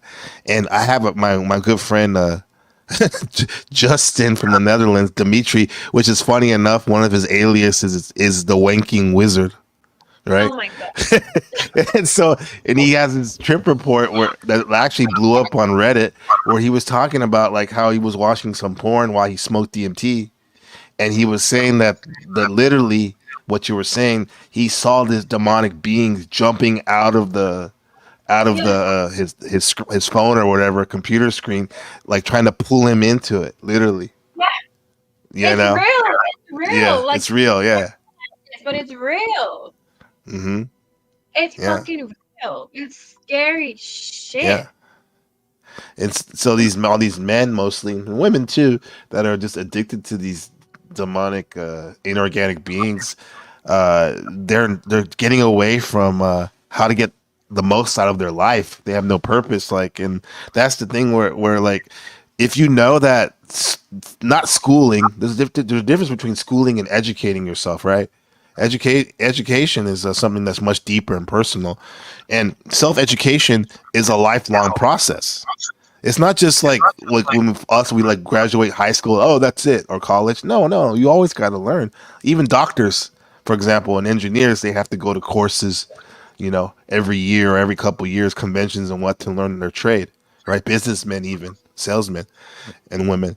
But people aren't motivated to continue their journey of educating themselves, so they get trapped in these porn loops and stupid negative panel loops and bad relationship loops and all that, health, all that stupid corny shit. Yeah, yeah, Yeah, follow your and passions once you yeah, find them. Yeah. and the crazy thing is, it's becoming so much more mainstream and so much more normalized. Yeah. And it's just like, and you question that. And it's like, Yeah. and that's why, like, I really want to protect my daughter, and I want to make sure that she Hmm. doesn't grow up in that society where she thinks like you have to be overly, within the society that is just not for our best Right. interest Interest. Yeah. in a bigger, yeah. Right. Machine Lies, shout out to the Machine Lies. I think he went live about an hour and a half ago. He brings up like how when he does the Ted Kaczynski manifesto, reading his books and stuff, how I'll call him Coach K, says that this liberal over socialization thing that a lot of these super liberal people have going on, where they feel like they have to socialize at all costs, when in fact, like, you're just opening yourself up to bad people and bad situations. And as well as, if we're going to talk about get deep, like we said, we're going deep today, like demonic inorganic beings that just want to be parasite your energy, right? But people want to be so social and giving it up. I get it. Like, what we're doing now is good because, like, I trust you. You're a new friend, but I can tell you have we vibe, and like, you're a good person, right? And a good being. So it's okay. But to some of these panels I've ended up at, it's like, bro, it's like taking a wrong turn down the alley, and you're like, how the fuck did I get here? This is not a good place to be. I think that's my inner being feeling that. That's why I Like, stick it's with not good. you in London, because this is Uh, like Yeah, and I'm a very private person, and I'm, Mm, and it's just like I wanted to always voice my opinion. I've kept so much inside, and I've been suppressed in my life with my views and the way that I think and feel. So I think that, I like to think big, and I say, well, this is just in alignment with me and my higher self. So meeting someone like you, it is part of that. So again, thank you, and I appreciate that. hmm Yeah, you're welcome, and thank you for walking with me. Like it's like we have our own purposes and stuff, but at least that right now we're walking the same direction, right? Right, Like right. we might as well go. We're walking together. We're going the same place, or we're going to the same direction at least. Yeah, we might Yeah, as well link up. Yeah, might as yeah, well, right? right. And it's so important too, man. Like, and I never knew that, you know, there was even these communities out there. hmm And I just I stumbled didn't across either. meant to be for me. And yeah. Yeah, because this is like digital, and people go, "Oh, that's the internet." And some of my friends that don't go online, maybe they don't understand it, and then also too, maybe they have a lot less stress in their lives, at least online, because they don't put themselves out there. But in order to get the most out of life, when you're following your passion and trying to link up with like minds, you experience failures sometimes because you're taking a Right, risk by putting yourself out there trying to meet new people. But right. you can like dust yourself off or pop your collar like we do from the Bay, and you can gain wisdom and life skills from those practices, right? Yeah. Even not having a formal education, you know? Okay, so like you're a teacher and Yeah. you're still open to like having conversations like this. That's dope, hmm man. That's Yeah. dope. It actually helps me become a better teacher talking to fellow beings like you I mean, because even though I'm not, what's that? like, because I mean well, and I'm just talking like Yeah. not to stuff. Like I'm talking in, like in a bigger form of expression and thinking. But I just want to say that, like, big thanks to you, even being a teacher and being someone to pave the way, and exactly, and learning how to be better in that way and not be subject to someone that we can perceive as a negative impact on people, and that is actually really positive, because there is that. And like I said, like for my youngest son, like his teacher is amazing, but hmm again, it's about the bigger stance of what school is. But again, it's what we make of it. So, you Right. know, What you make it with it. For sure. that's beautiful that what you're doing is being open-minded regardless, and then gaining what you need from it in order to better your own self. That's cool. Yeah. Yeah. I appreciate you acknowledging that. And because like conversations like this help me get through some of the hard points of being a teacher, because it's not all because I want to talk about art all the time and higher concepts and the truth or stuff like all the time. However, my specific field. No, I did. I put it in there, and this is probably why I come back to these lives and conversations, so I can find ways how I can integrate it till the goal is to become at one, and that's all I talk about and teach. But I'm doing it through the frame of English learning, Right. which and also there is a specific curriculum I have to teach, which is not like necessarily super brainwashy. I guess that's the word. I just made a word like like back in the States, however, um, but it still is part of its structure, right? So Right. I have to get through teaching about grammar and sentence structure and geography and stuff like that. But I have the freedom to do it in my own style, which is I'm lucky like that and blessed like that, Yeah. Because my goal is to I tell them all the time is if anything, my goal is to make you so efficient in expressing yourself in English, in writing and speaking that it'll take you off the island, this small island we're living in, all over the world, so you can explore, you know, and because I kind of wish somebody would have told me that. Maybe I wouldn't have listened. Like some of these kids seem like they're not listening, but maybe it would have planted a seed, and I would have been a little bit more fast tracked to get to where I'm at right now. But everything happens for a reason. So now I'm here. I didn't even see myself as a teacher growing up, and it just kind of happened. And like, what do you want to be when you grow up? You probably I wanted to be a breakdancer. I wanted to be a breakdancer, basketball player. You know, like that's what I wanted to be, whatnot. And now I'm a live streamer. That's dope. A great teacher. Answer. Yeah. Shit, better than fucking that ray gun.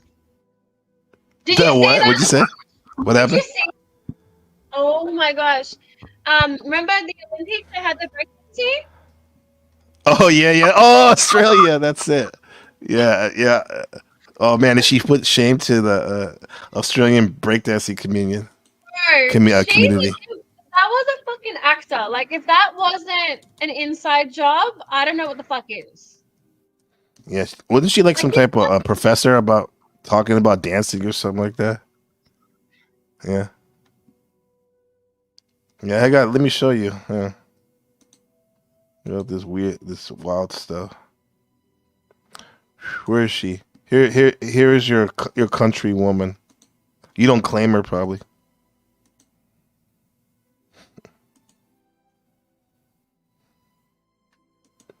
And when she comes back, we'll play this. Oh shit! Just on the recap, this is Surfing the Apocalypse, episode 24. Dumbing down the weapons of mass destruction, which is the quote unquote educational system, right? You know, but there's other alternative ways to do it, which we've been exploring and talking about with the lovely Eternal, and we have to. Shout out to the chat. Are you still there? Oh, there's somebody right there. I was like, shit. Oh yeah, what are they saying? Where you guys been? Yeah, is this live? Yes, it is. Cartier News. Cartier. We live and direct. Right? Oh, this is. Oh shit. HB, get your ass up here, boy. Before I whip your ass. Oh, I miss you too, homie. This is my friend who actually I have started NPC the game channel as an experiment to see how many views I can get, right? Because I had a couple other channels that were pretty good, and I started making videos about the No Jumper universe and some other wild shit, and I got like over 100,000 views pretty quick in like a month, less than a month, and then I met Hunter, this a Cartier News HB right here, and he started making videos. We had a joint problem and like we had a joint project in order to like build up this channel, and we were like killing it until like he disappeared for a second. That's why maybe he's saying I miss you, homie. Come up, bro. Bro, your wife was DMing me asking about you, bro. I mean, I would tell you in the DM, but I don't know how to contact you, so I got to tell you now, man. Yeah, come up if you feel comfortable. You're always welcome, bro. Here's my well, you know my Discord. Excuse me, real second, Eternal. I gotta handle this logistics of my little bro, big bro. Let me see. Yeah, here's our because we got to get into this breakdancing fiasco from a real Aussie. Right here. Let's see. Yeah, Hunter, hit me up there if you don't want to come up, but you're always welcome, bro. I miss you, bro. I really truly do. You the man, bro. Yeah. That's dope. Yeah. Yeah, he helped build this channel for sure. He absolutely did. Look at it now. Our goal, like doing these live streams while racking up these views and trying to do our conscious tabloid. That's what this channel was supposed to is, a conscious high level tabloid, right? Keeping it real. This is a Yeti Life. What's up? Oh, you changed the picture. Yeah, I've seen him Yeti Life, bro. Well, he changed. He switched up. He cleaned up. Looking like a combination of Tyson Bedford and Suge Knight. Look at that shit. And she's like, Uh, oh, look at that pimp right there. Yeah, good to have you, bro. Yeah, so let me show you this. Let me show you this, Eternal. This shit's wild right here. did you break it? No, not me. Oh, no.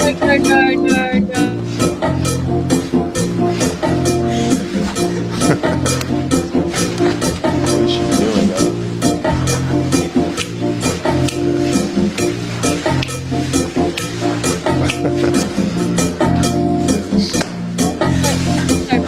What is that?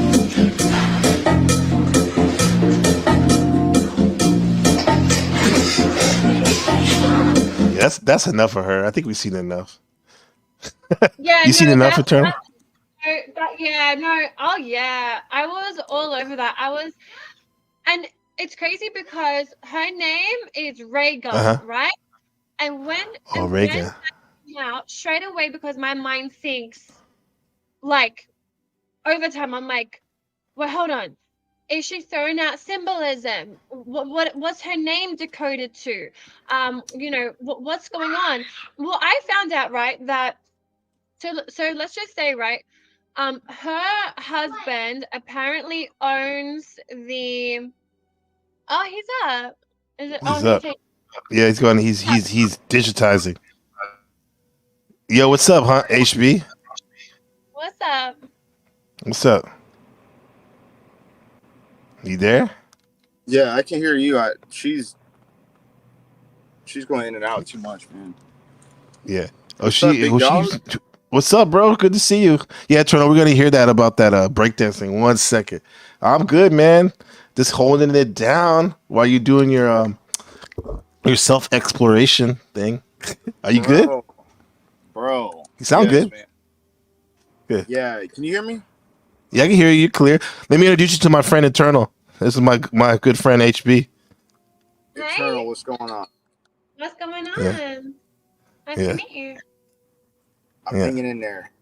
Man, I must Hanging in interrupt there, some shit. I honestly, I probably am just tapping in real quick just to, man, like it's crazy. I've been actually trying to get a hold of you type shit, but it's probably for the better. But yeah, man, like I've tapped into some crazy awesome opportunities, all from where we started from what you were even, showing me and everything. And I always give, like in my life story, I always give my the respect to you as like being the person who kind of like showed me everything, you know what I'm saying? And then wow. yeah, like I helped you where I can, but when it's like, all right, it's like a sensei, like once I know what I know, but I know that I got to go there, and you're like, it's not like what's the mission? It's more like, okay, well, until you. Oh, your mic cut off for a second. Oh man, I wanted to hear this. I was getting my flowers. Yeah, you Connor, your mic cut off. There you go. Can't hear you. You can't hear you, Hunter. Are you on mute?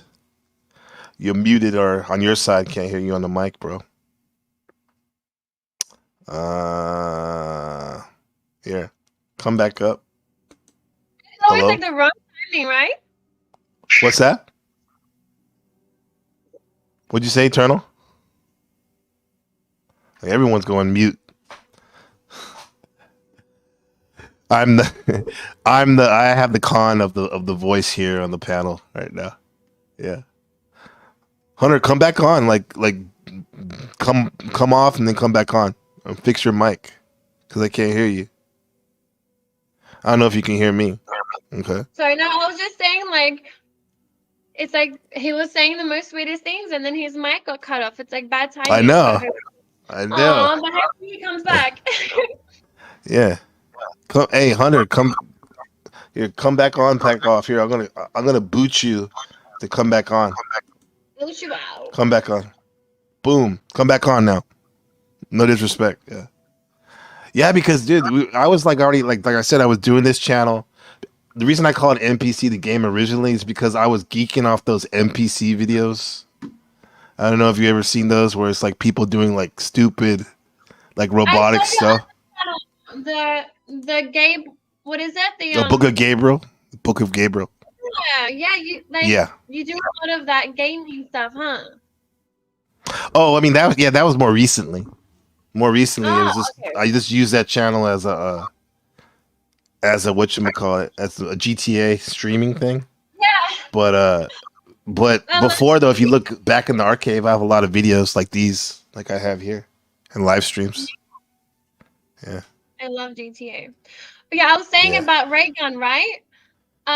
She apparently like she cheated her way in because um like the association of breakdancing, her husband runs the whole thing. So they cheated and they had to get like different people to be like a part of it, and then they go through the auditions. But they didn't do that. They lied. They said that they did because he's the owner of the commission of breakdancing in Australia. So he got his girlfriend or his wife, whatever, this chick, like, come on, man, like super dud, right? right. And then she comes up and does this fucking blasphemy shit. And yeah, so I don't know, like that was the mainstream story, but for me, I think it goes deeper than that. And I think, there's a lot of number coding Jamadra that comes with it. I think her name is also coded ray gun. And there's a lot with the I that also London talks about with a ray gun. So that's interesting that, that name stood out to me. I was like, oh, like there's a deeper, meaning behind this. Um, Right. and then, she does this stupid thing, so she gets a lot of attention.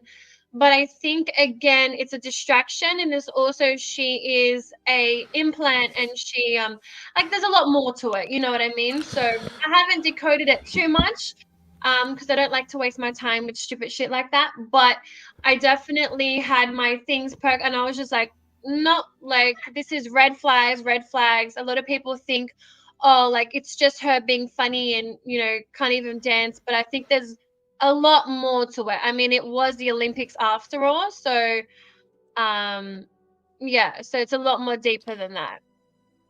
Yeah, no, yeah. Well, you said it when you said it was sufficient enough. When you said it's a distraction, because Yeah. here's the thing: it's so many years breakdancing has been lobbying to become an official Olympic sport, right? And then Yeah. finally got his showcase, right? And it had and they had that I'll just say that display Right? on there, right? Right? And it was like and it ain't like Australia don't have dope b boys and b girls, because literally when I my first Olympic breakdancing event I saw for that Paris Olympic was that Aboriginal boy, young man from Australia, who was killing it. Yeah, he was You dope. He know, he was was dope. killing it. The He chicks was and dope. the Yeah, chicks as well were dope. Like there was that the chicks were good too. Yeah, they're yeah, dope. that was so good. There was one that they Yeah. were versing each other. It was like a European and I think Hmm. Filipino. Bro, Yeah. that chick killing it, man. I was Yeah. like this. And then they have that fucking mockery come up and she like Hmm. popped off. She was like Yeah. the main talk, and then all the people that were actually good got no fucking clout. And then this bitch goes Right. get clout and she whack as fuck. Right. Right. Yeah. It was already kind of sad because it was already like a lame duck event, in the sense that, like, before the event even started, it was already shared that this was the first and last year of breakdancing being Right. a Oh, Olympic right. sport.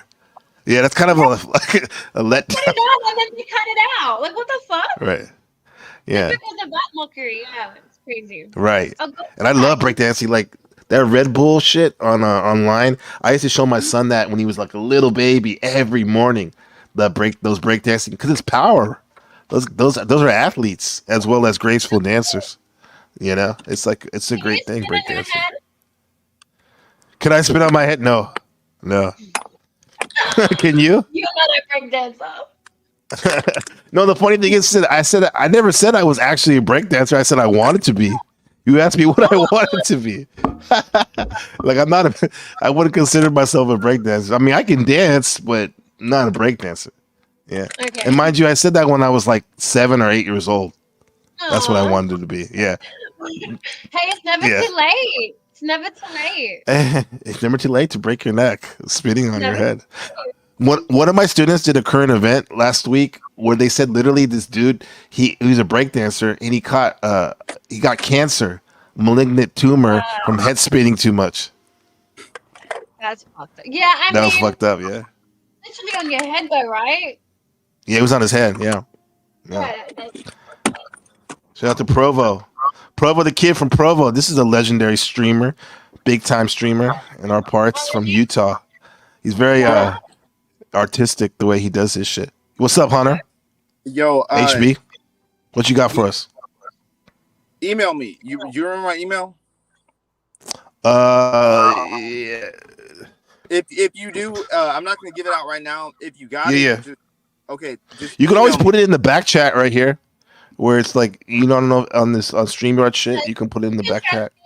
I won't do it. Yeah, it's all good. Just email me, bro. If I get an email, from you, I'll tell you everything. This shit was crazy, bro. Like you put me onto some like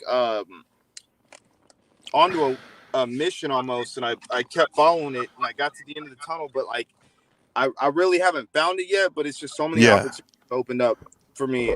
So we're still on our Wadi our project then, huh? We never went away, right? I had a feeling it was always ongoing. It's just that you were out exploring avenues for our project, right? And your own project too, right? Well, you know what? All right. So you know where one of the last messages I sent you, right? Where I was trying to go and what I was trying to do. Right. How I said, hey, I'm actually gonna go here and go do this. And then what I said it was gonna do with you know who, right?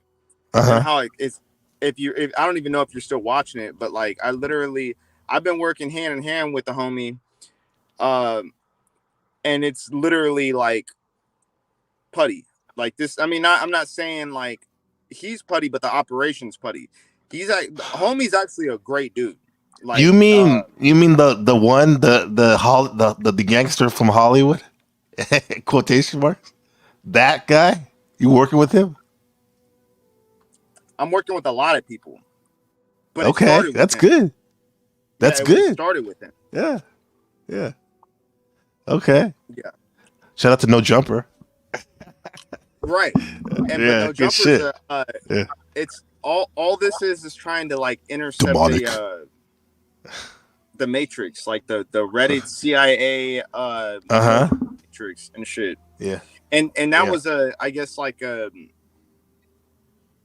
guilty pleasure or a guilty obsession that I realized you probably had back in the day, and he probably like taught me about it so much so that I became obsessed with it. And you probably like it's like that's how it works. I was telling my mom, that's how it works. I said don't ever cast. What is it? Don't like cast pearls at swine. No. This is a biblical thing that I literally made up, thinking, you know what I'm saying? It'd be like a retard saying that like Jesus said this, but he really never said it. But I know that Jesus never said this. So I always say like, don't cast your sins onto another, cast them into the ocean. Like it's similar to that, but I always say the same shit. So don't like if you're giving away if you're quitting smoking weed, don't give all your bongs to your homie because you know that he's gonna start smoking weed. You know what I'm saying? Like don't break that bitch and put it in a dumpster. Yeah, it's like if you know what I'm saying, throw it down the toilet. Don't pass it on to a neighboring person that's gonna anyways. So I feel like you might have given me I might have inherited this obsession. That's absolutely unhealthy, bro. It's absolutely He's funny, bro, because that's what it was. I didn't even look at it like that.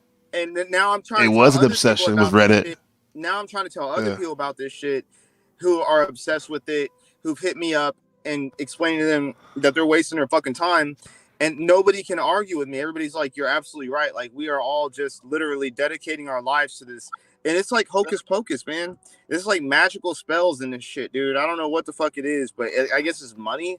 Don't add it and like numerous. It just got me empty views, bro. Like I know how to get because we're Eternal, we're talking about like I was obsessed, and I guess my obsession went on to Hunter of trying to get as many views as I could for videos using Reddit, and I I did. had I a would really get bad experience on Reddit, really bad. No, we destroyed it, bro. Yeah, you taught me the algorithm. we Something cracked really it. bad happened. Really bad. We cracked that I was, motherfucker. It almost turned into. Go ahead. Wait, go ahead. We'll go at that. Hold it real quick. Go ahead. Eternal. I was It trying wasn't to even promote fun. I was trying to promote something on Reddit for myself a year ago. And what happened was after that, my phone, I think it got hacked, bro, and someone was fucking watching me through my camera. And I was trying to film content, and when I went back to edit my content, I could hear someone in the background saying shit to me. Like they were literally What? Yeah, from Reddit. Does that surprise you, Hunter? HB? Well, it kind of does and it kind of doesn't. Now here's the deal. I'm sorry, Eternal, is that your name? This is like finding like my biological twin, right? Like my brother that I've never seen in my father. Like you have to understand, you are beautiful. You're probably an amazing person, but I don't give a fuck about that because I want to know where he's at right now. No disrespect. Now, no. As soon as I find out he's good, this is where we're at. Hit me up. Now we can this is great dialogue, right? Okay. But I helped him out with this very channel right here.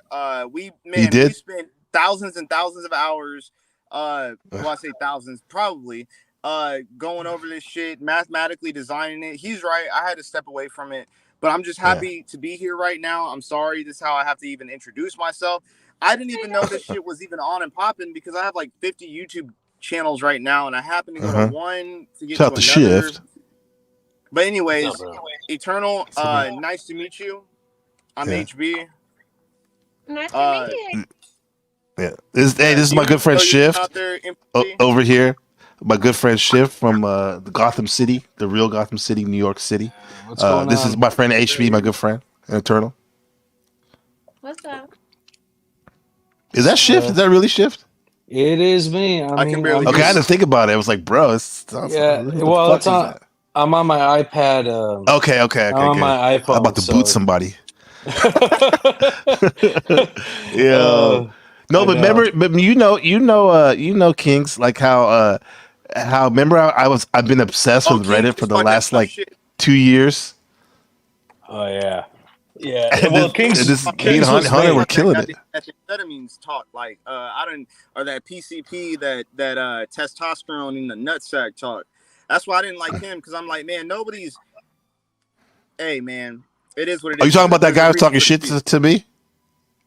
No, I'm saying Kings. I watched Kings. He was cool, but it sounded like he didn't took a fucking shot at steroids. I mean, nowadays I'm pill like men. Okay, so there's there's men. We're not talking to man and female. Now we're talking to man, and these are the men who want to be the strong men, and we're gonna talk big to them. And I'm like, God damn, I get it, but it's like I'm never that testosterone up to if I just hit the gym and goddamn. Yeah. If I took testosterone to the nutsack every day, I could listen to that and agree with it. I'm just not that, bro. Like I can listen to it and be like, man, I don't be on the mat, looking up plugins, tutorials and shit. Like I'm not whatever that is. I don't know what the fuck that is. But God damn it, there's a lane for that. There's an avenue for that, and I respect it. I just, bro, it's so far fetched for me to like. I'm just super intense. I know nobody's really listening to King's bullshit step by step, or at least when he was on his when I first started and stopped watching it. But if anybody's living by that, I would love to see what a human looked like in that state. Like what? Are we talking about the same Kings? Balls, big dick, massive I guess this is me. Perfect shape, perfect being. But he's watching your stuff though. That's amazing. That's not amazing. Not surprising, but that's good. Yeah. I just can't. Go ahead, HB. HB has that fire, man. I gotta be reminded, bro. I've been on AirPod, my bad, dog. I've been on AirPod, my bad, bro. I'm very unapologetic. I don't give a flying fuck. If I piss people off, so why you what? change your name, dog? Is that you? Yeah, I mean, because I'm just Bro, why shifting. you tap into goddamn fictional motherfucking superheroes, bro? Like these Oh, motherfuckers, the Scrooge. these are the people that like shot at Trump, dog. Like you're tapping into a. This is He's a sick. mini Trump, bro. We We don't can't do even this, know. bro. Not a mini Trump, but He yeah. said, I you were mean, like, look at all my money. You like, look at all my account. I made $15,000 just by talking to you now on my goddamn cryptocurrency. This is Bitcoin. This is what this is. You know what I'm saying? Like, Man, it's you like, mean that much money? bro. Listen to Shift. That's amazing. Bro, no, Jason he's Lee Peterson. amazing. That's amazing. I had some very good calls. There's nobody riding this lane where they're like, hell yeah, like I've manned up in the manosphere so strong and going so fast in it to where I can listen to King every goddamn day. You're sick, bro. It's not real. I can tell you listening to you though, the way he's speaking. I appreciate the I don't know what King, else to say, but are you still doing that shit? I mean, I don't usually get compliments. I usually get people that hate me, which I love. King, if you were still doing that shit, bro, we gotta like you heard that shit, bro. Like we gotta run it, but there has to be like things that you have to like. People have to fucking what do you call it? Like there has to be like connection, yeah, like some sort of commonality. We say uncommon commonality. Well, here's the thing about me, HB. Like I might go to Walmart. Bitch, that's to get my socks. Everybody's like, oh yeah, well I go to Walmart too. Yeah. We're just like King. You know, like he's a good. Well, here's the thing. Man. Like he's honest. I have my principles, and I don't sacrifice my principles. That's number one. Like, and in terms of mass psychology, a true man is truly alone. Even with your family, you kind of have to lead your family to that vision of where you wanted it to be. And there is no, like, you as a man have to craft that. And the woman has to basically follow. That's how it goes. That's how I'm from the Balkans, and that's how my family is, that's how I'm going to raise mine. And there's nothing stopping me, if you know what. No. Let's ask now. Let's pause it for a second. Like, what do you think about that? Because we were talking about like how male and females have, they have their roles in this family and stuff. I love the male being that counterpart. That's what the masculine is supposed to be, and I think if it's done in a way that is balanced and healthy, then I think that's really beneficial, because every woman needs a real strong man to lead the way and do that. But I think also being someone that balances that male in a way that can help and in that positive. It's like women are supposed to, you come home and it's like a relaxing environment, and it's just a nurturing environment for the kids and stuff like that.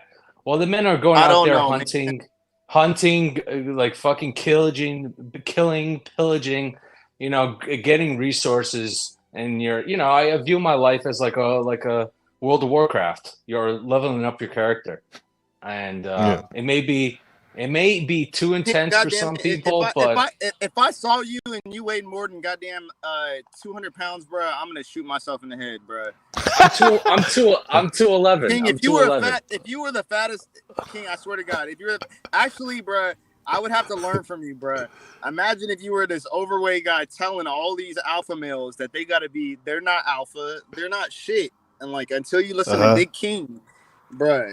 Big King, you are the thug. I mean, dog. Like, I honestly don't even like the word alpha. I think it's very cringe. I'm like, who gives a fuck? I know, that? you done rewrote the word alpha male in your own vocabulary day one. Like, all right, what's your name? Hold on. It's Sigma. Woman. Eternal. Woman in the chat. What's her name? Yeah. Eternal. What do you think about King's chats? His early ones, like a year ago. I'm not aware of them. Sorry. Oh, here, NPC the game. Play a chat a year ago. Whenever, like, I would say, we got to do. I don't think I could even have a. I think he has those on private for his members. God damn it. Yeah. Oh I man, mean, no, that shit. I mean, Shit is fucking awesome. It makes you feel like you're not I shit. You know. just imagine. All right, I used you're in to listen to California. You're in that's to Miami. it every day. I used to get pumped up. Now, You're I in mean, now he Miami. has You high have the powered high stuff. rock. He's just more cerebral, I think. Even though like that last one that I saw was pretty. You're pretty. You had a lot that fire back Well, you're again. like you King. Shift. You were pretty fucked up that one, man. You smoking your shit, man. Yeah. You got fucked up that time. Nah. well, what can I say, man? I'm the Taurus sun, and I have a Scorpio moon, so I'm a very intense guy. It's like a boulder hitting I'm Scorpio an too, big dog. unstoppable wall. But a Scorpio moon is very intense, very What is a like Scorpio moon, dog? it's basically the moon is like supposed to be debilitated. It's basically people that have it are very intense in their emotions. What year were you born? I'm not going to disclose that because I have a lot of enemies. So, but basically, I'm in the early '90s. So, Okay, never mind. I was like, man, were we born on the same day? Because I feel you, bro. I feel your energy. I can't relate because I'm like, man, I've never been like, I never walked into a place where I had to like sit in a different chair because my balls were way too big and like niggas had no balls like me. Yeah, nigga, like I couldn't do it, man. You've seen that dude with the big balls I'm a regular before? dude. I want regular bitches. Like not regular, but I'm saying like Women. We're dealing with the women. well, here's the thing. I find that a lot of men, I think a lot of them placate to these women that are just like pretty much like black widows. You know what black widows do to male black widows? They eat their heads off every time they have sex. Let's just say that. Yeah. So Well, like the praying that mantis, huh? yeah. So it's just I don't know why would any normal male that has balls would go with that type of woman. Like it's just you might as well cut your dick off. Yeah, Yeah. right. No, I feel you. Yeah. And I think a lot of it is also just if you notice, like this is how my life is going. This is how I run my life. This is how I want you to run in my life. And if she doesn't like it, then you already know she didn't like you for you. She actually liked your resources. This dude said, Yeah. no, look, when I first listened to the goddamn your chat, this dude said, I wake up in the morning inside the gym. I do 50 goddamn workouts. That's to get my blood going. Then I go on cryptocurrency. I make $1 million. It's like I'm taking time out for you on the chat to talk to you. This is the most disruptive thing I have in my life. Right. That's like this guy right here. Look, this is what it is metaphorically. The guy with the 100-pound scrotum. Holy shit! Oh yeah, I know. I saw this. This is this is a Hunter B. Except his shit is like metaphor internal. He has the biggest sack of them all. Eternal. I'm trying to marry you.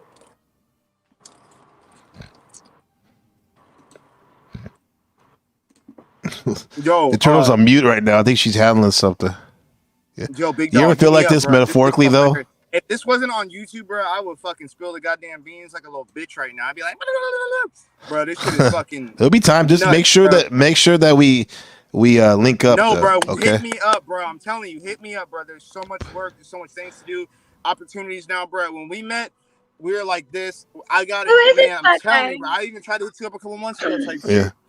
Bro, I'm telling you, this is good. I am somebody who went out there and kept going in the goddamn direction. He told me, hey, it's over there. Yeah.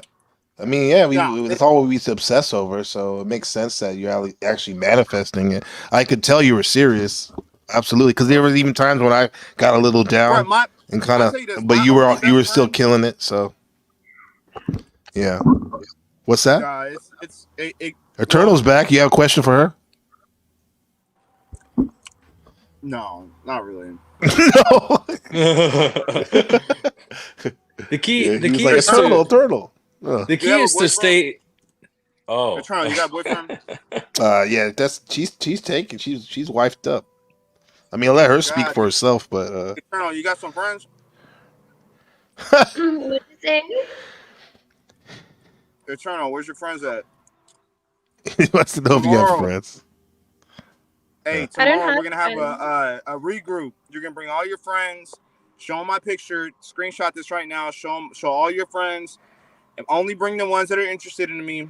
Tomorrow we're gonna have a regroup right here around She This said guy's time. outlaw, huh, chef? yeah. She said well the thing is she says she doesn't have any friends, and I These like niggas that in a talking for her, woman. dog. What the Yeah, fuck? I don't. Oh, Turn on that's replays. good. That's good. When These niggas. my woman doesn't have Listen, any friends either, besides her sisters I don't Hey, have Eternal. family. Hey, Eternal. I'm So talking to you.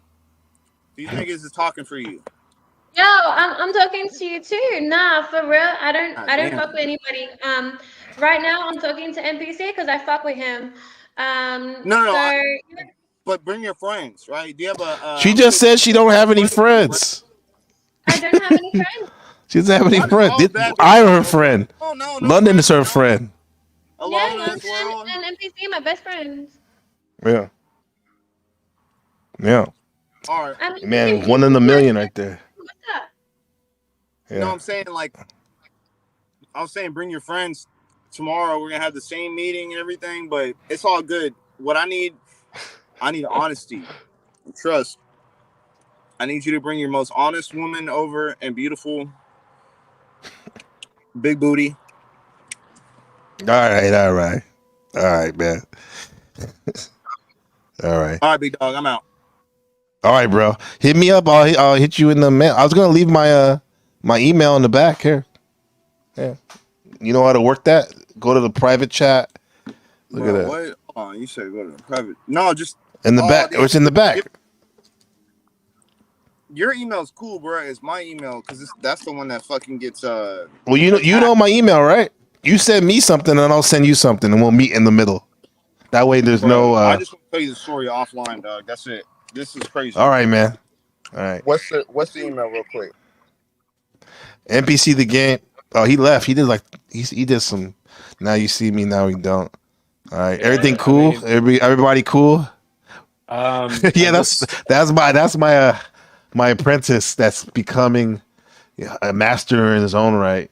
But yeah, he man, was he's revved up today, huh? he's definitely revved up, but I Yeah. don't know whether I should. He left me speechless. I was like, "What?" I was like, "What Which the is fuck is going on?" rare. I was just like, because I don't usually get compliments. I get He didn't know how to nothing but take it. haters. Yeah, right. Yeah, you know, 89 heads on a pike. Trolls. I think I have like 250. 100. I've been counting 200? 250. Yeah. Damn. I think I lost about like a potential to have 400 subs or something. That's but crazy. Yeah. I just keep banning people because of the Yeah. stupid comments or just like, oh, this is not how you build a channel. I'm gonna say, fuck you. I don't care. Yeah. Do it your own way, man. Yeah, I don't Eternal, you care at good? all. I forgot to tell you those pants. Those what are they? Pastel, lavender pants. Those are super sick. Yeah, you're on mute. You're muted. Of course I am. Okay, there you go. No, yeah, just my track pants. I didn't really feel like getting ready too much today, so I just chucked on whatever, and I was just chilling at home. But yeah, no, I'm good. I'm good. Yeah, yeah. Shift. You gotta respect a woman that always dresses to impress in all instances. As soon as they wake up, right? Yeah. I mean, in all instances, and I know with my wife, she likes to go out and she always wears dresses and stuff. She's very traditional. So I like that. Yeah. I don't even have to say it. She just knows it. So it's good.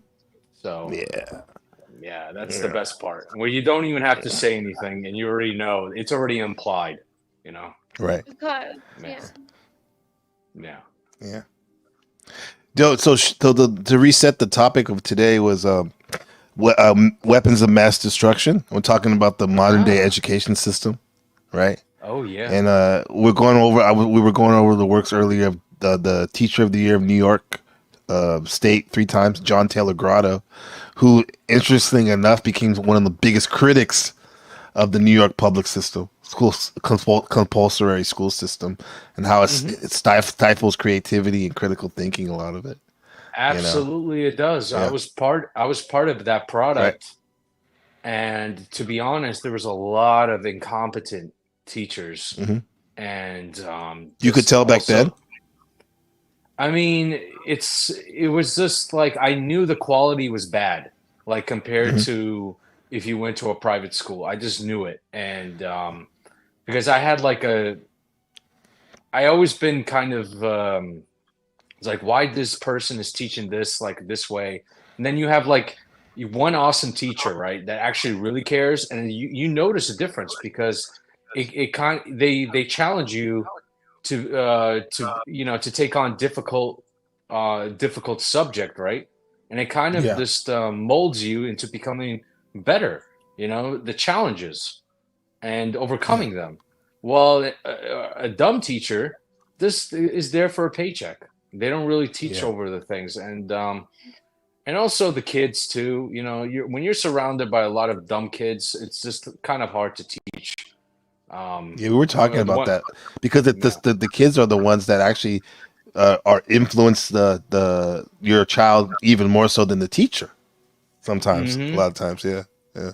And it's like you kind of, I think as a parent, you kind of have to prepare that. Like if you send them to public school, you probably have to do double the work to not get That's what them I'm doing.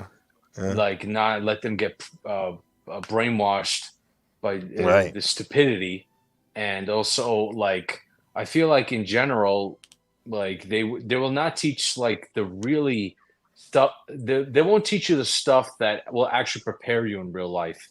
And what do I mean by that is like actually crafting something that you truly love and know, and how to systemically build your life, but at the same time understanding there's a lot of vicious motherfuckers out there, and Hmm. you have to realize it's not this the violent people, it's people that are cunning, people that use very high levels of manipulation and sophistication, propaganda, brainwashing. You have to understand that, like in certain things, in order to stay away from those things, you know, Right. or You have to recognize it. you have to recognize it. And there's some parts where you could actually use it upon yourself in order to have like pretty much unshakable like confidence in yourself. I think it's pretty important as a man to really like no matter what the odds are. I won't say confidence. I say resilience. Have that unshakable resilience, and also at the same time, I think being too optimistic is kind of it could be used against you if you're too naive. So you have to kind of balance it with pessimism and try to understand how the world is operating. If you have a curious mind, right? It's like why, like for me, for example, in high school, I always wondered why did 2009 happen? Basically, real estate crashed, the whole U.S. Hmm. economy imploded, and how come these motherfuckers didn't go to jail? And I think that was like that led me to this date, still kind of flabbergasted of how politicians, they literally are just bought off. Every single one of them. They all fucking are not for the people. Yet people are still fighting for Team Red versus Team Blue, when really they're both sides of the same coin. They're out to fuck you. And then they Yeah. go, and after their campaigns, they go up to the strip club, they get some juicy steaks, and call it a night. And while laughing at us. Yeah. Yeah. The quote unquote enemies on the other side of the aisle. They Hmm. not only do they get those juicy steaks, but they're probably no. I won't be crass, but yeah, yeah. That's But people are Yeah. that's what their focus is at. It's like the highest level. Eternal, you good to bounce? You good? Okay. Yeah, I just wanted It. to say, thank you so Yeah. much for having me. Uh Amazing huh. conversation as always.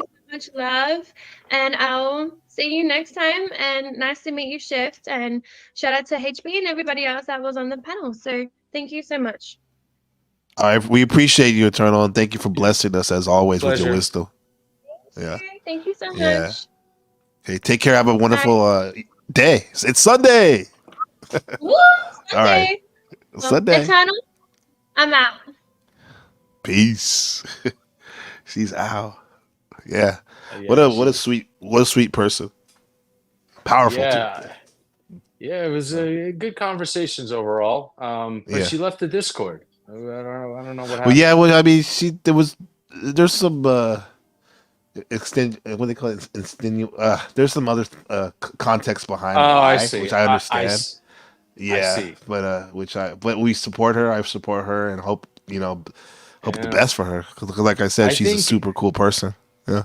I think when I gotta say, women that put themselves out there online, they probably have, they're gonna get they're gonna get a lot of shit, and like even I got a lot of shit. We but do. To be honest, and we just shut them down, and but now it's just if you really got to have like a thick skin, if you know. Yeah, you do.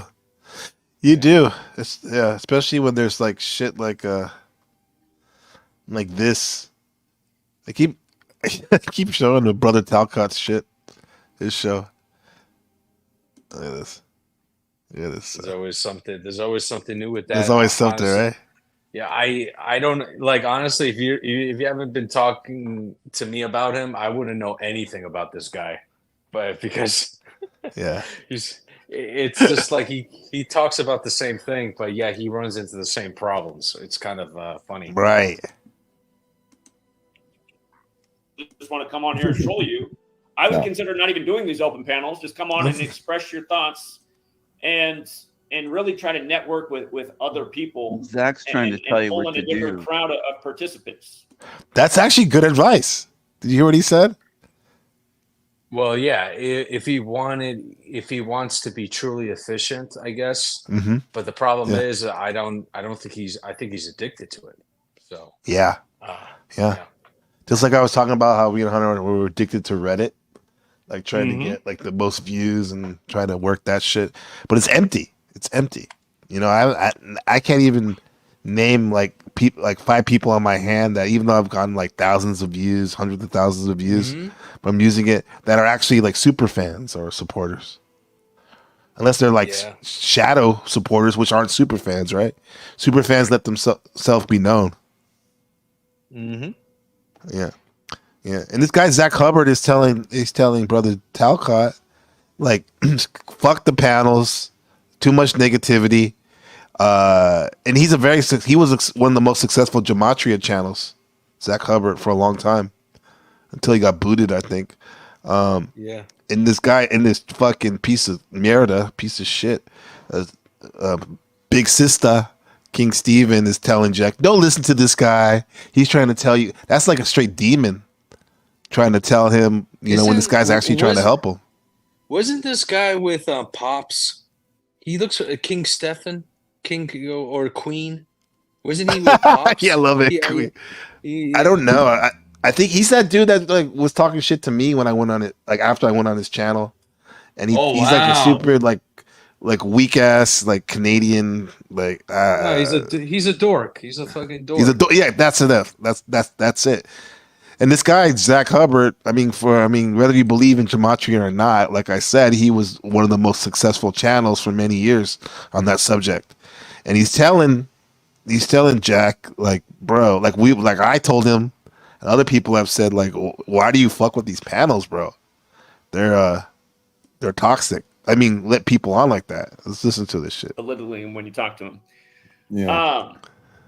But yeah, you need to associate with some other people, because I realized that's what it's here. And then I was like, okay, he found me through Paul's channel, so that's where he's associating. So he's pulling over the Paul audience, and that's why you have a bunch of Paul personalities here all the time. I get it. So you need some.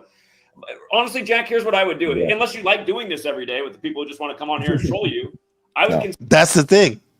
He says no with his eyes closed, but like, who wants to get beaten on unless there's some, there's a reason behind. There's a reason why I'm not so nice on my channel, is because like I don't want like certain people of the past really to come back, if you know what I mean. Like I don't like those people, and just like fuck off, and he does have a point. Like why put yourself through torture for people that don't even like you to begin with. You might as well just ban them right off the bat.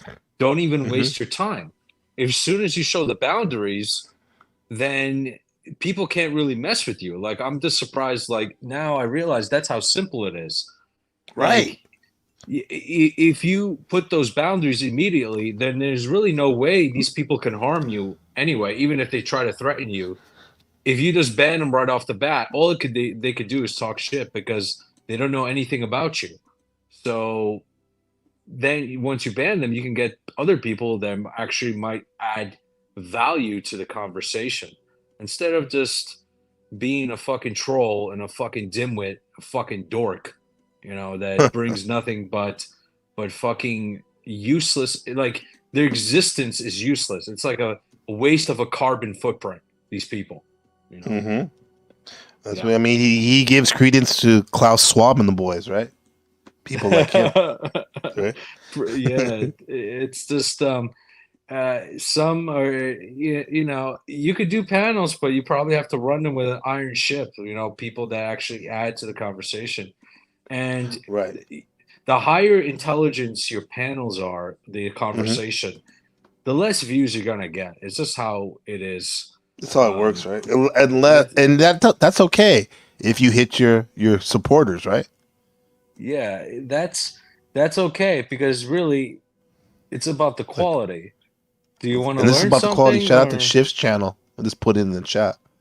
If you want some real high powered content about how to navigate this this world we live in, this is one of the best places you can go. Besides NPC the game. The channel is just basically if people are just super addicted and they're getting scammed off, like these scammers. Basically, I tell them just to get off the internet because it's really good for them to get off. If you get too addicted to this stuff, it's really not worth it because it's ruining. You only have so many minutes to hours of your life, and it's kind of sad to see old people waste their lives on people that don't care about them. And what do they get in return? They get nothing. It's instead of spending time. Yeah. Instead of spending time with what? Spending time with your family, trying to reunite with your family, trying to do something that actually would add some meaning besides like the online thing. Sometimes you may have a lot of people on, but how many I feel like some of them with a high subscriber count, they don't have a soul, man. That's what I see. Just like their subs don't have a real love for them or passion for what they say. Empty calories. It's empty calories, or they get used to a certain way of doing things, and that's kind of sad. That because people are allowed to change and grow into becoming better, and some people get mad when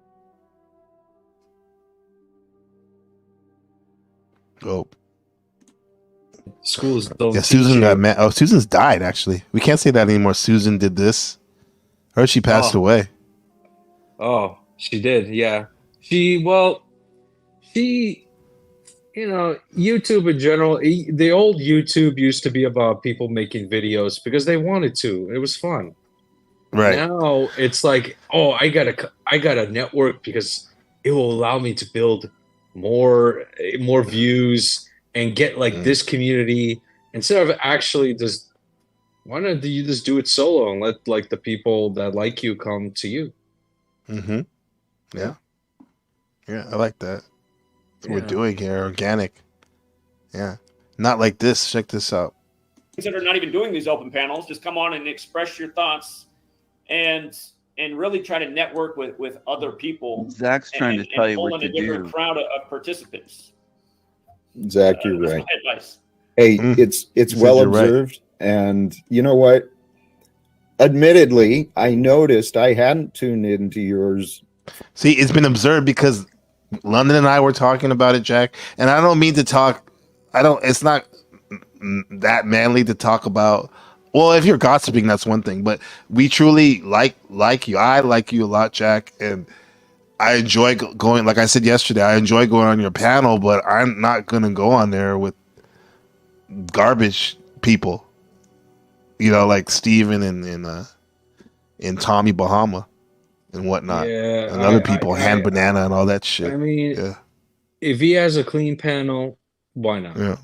I mean, it might be fun, but with those people, I don't dare. Like that's why I only hang out in your channel, because you could You bless actually have a us. decent conversation.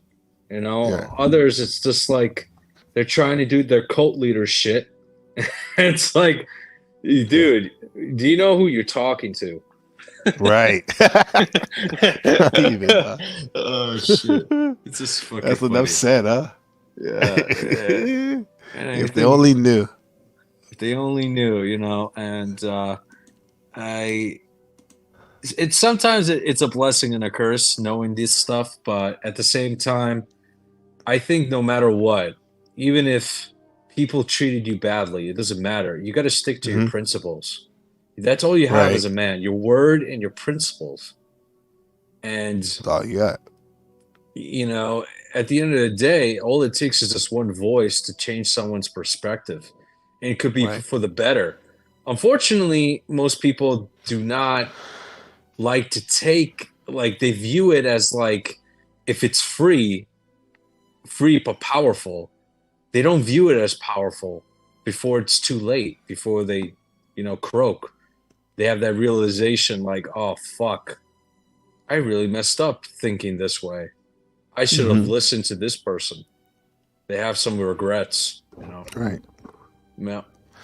Yeah, that's that what you hear about, like, deathbed conversion.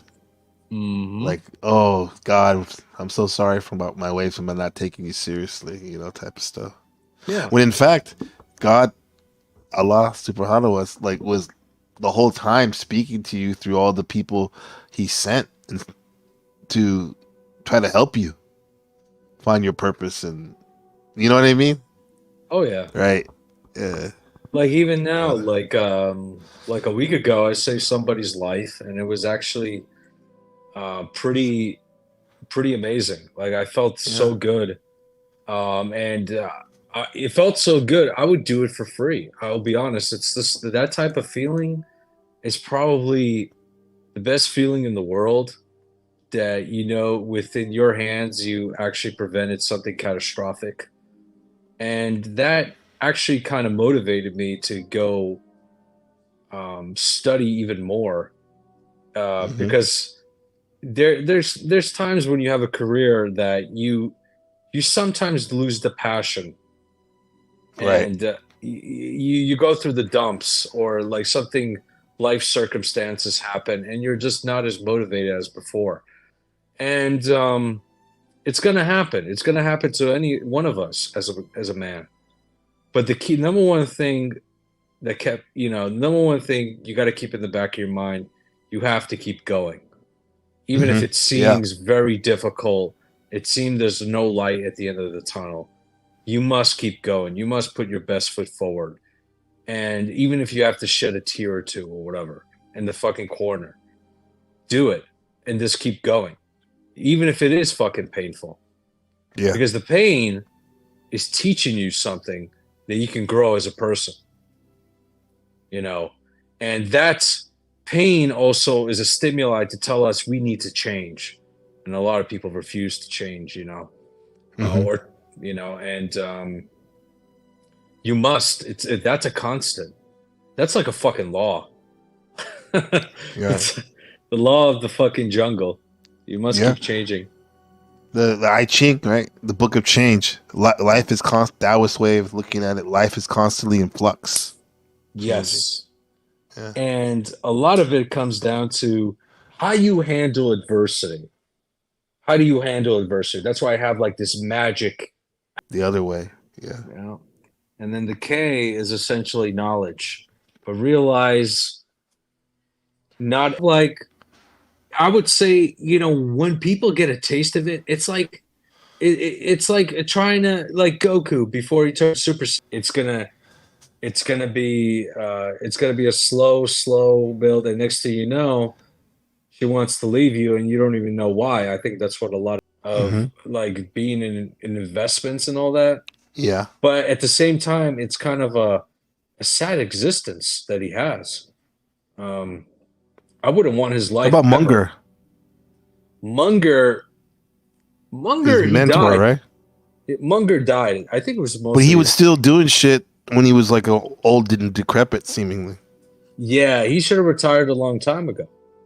He was just like he was on the media, and he was just like saying nonsense. And it's just like, bro, you need to retire. You're in your 90s. You shouldn't be talking. Like, you should just, you're senile. It's like, I mean, to people, all the people who live up to 90s, I mean, I don't think a lot of people realize, like, I've seen very old people, and some of them, they're just not there. They're not there. You must look at the fucking nutrition label. You must be on guard. And it's stressful. It's fucking stressful. I mean, the stress adds on, and especially if you live in a city, New York, and all that, it adds to that stress. It definitely does. Like that. Even though I'm kind of immune to it, I've been living in New York most of my entire life, but there's definitely notice a difference when you go, say, somewhere in the South where it's just way more relaxful and peaceful. Yeah. Yeah. It's just, but the peace of mind is very, very true. Right. And also probably knowing what you don't know, and just kind of, I see a lot of people try to talk about things that don't really know what they're talking about. Yeah. And I think a lot of people just forget, like, you should just listen and just shut up. If you we have 2 ears and 1 mouth. Yeah. Yeah. Listen to that person's perspective, and that's another thing in school. They teach people to be robotic, essentially, and follow the assignments, but are they really learning? They're just learning to regurgitate. Right. Yeah. Right. They have no sense of what is truly needed in order to develop as an actualized being. Yeah. Yeah. Yeah, and you can't to be actualized is like you have to go through some hurdles. Yeah. Everybody's going to have different hurdles. It's how you respond to them. It's just like you got to view it as like a baseball game. You know, you're down two runs in the ninth. How are you going to respond to it? What is it to that adversary? Are you going to hit a grand slam, or are you going to just fucking strike out? So yeah. Or you can chip away even too. Get a base hit. Yeah. Yeah. That too. Get a walk. But a grand slam just sounds so much sexier. You know? Oh yeah, definitely. Yeah. Definitely. Yeah, definitely. Yeah. Yeah. Epic. Yeah. But at this point, I'll take the win though. But yeah, it is. We do need those epic moments though. It can't be all chipping away. We do need those epic celebrations and stuff. Yeah. Oh yes, definitely. That's part of life, and or to contrast with the difficult and sorrow things in life, you know. And there's definitely, I feel like as a man, you know, that's the initiation. How you handle through the fucking shit, and that's like building your resilience and your resolve. It's building up your power level so you can take on more until you can't, you know, which is like your last breath. Right. Until the wheels fall off, right? That's when you know, giving it all, giving it up, right?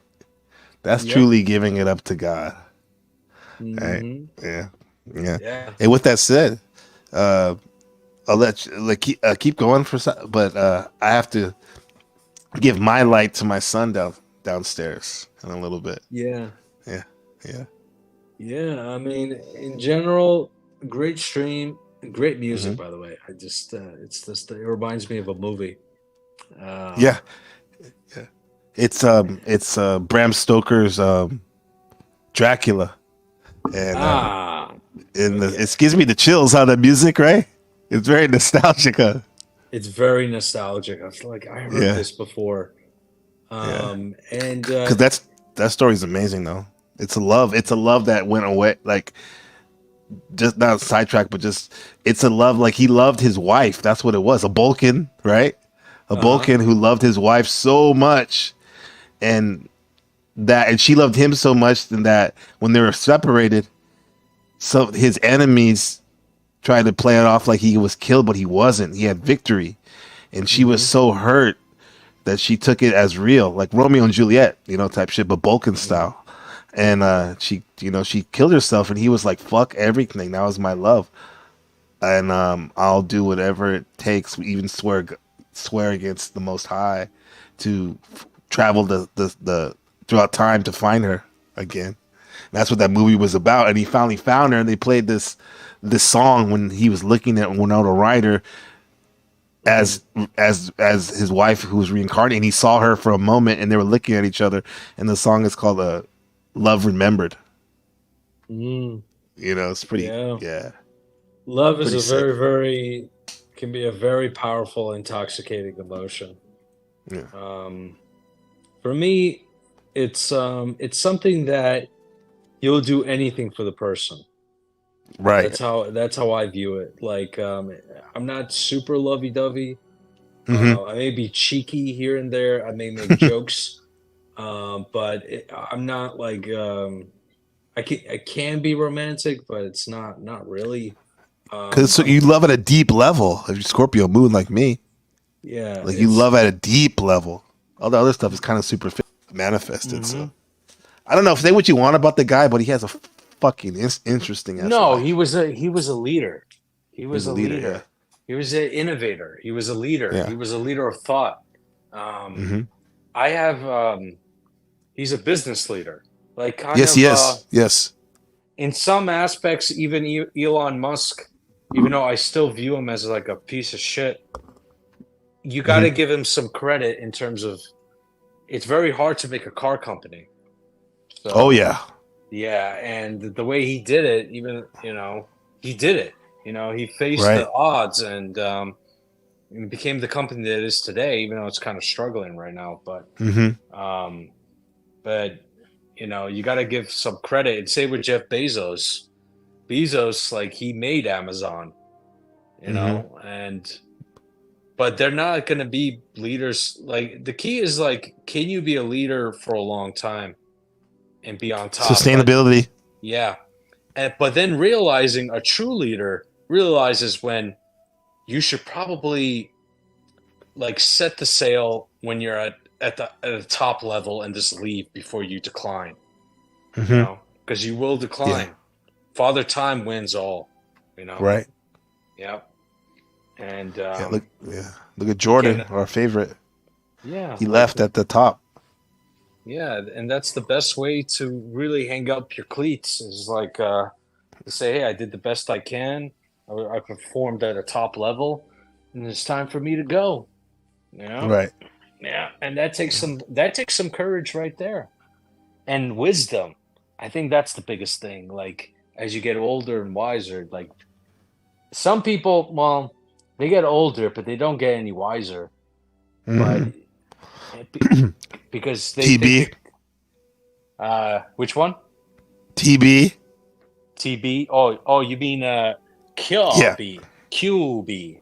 I'm talking about the old one, the sage of 21 Studio, right hand man, our old friend. Oh. Well, that's every man for himself. I can't really.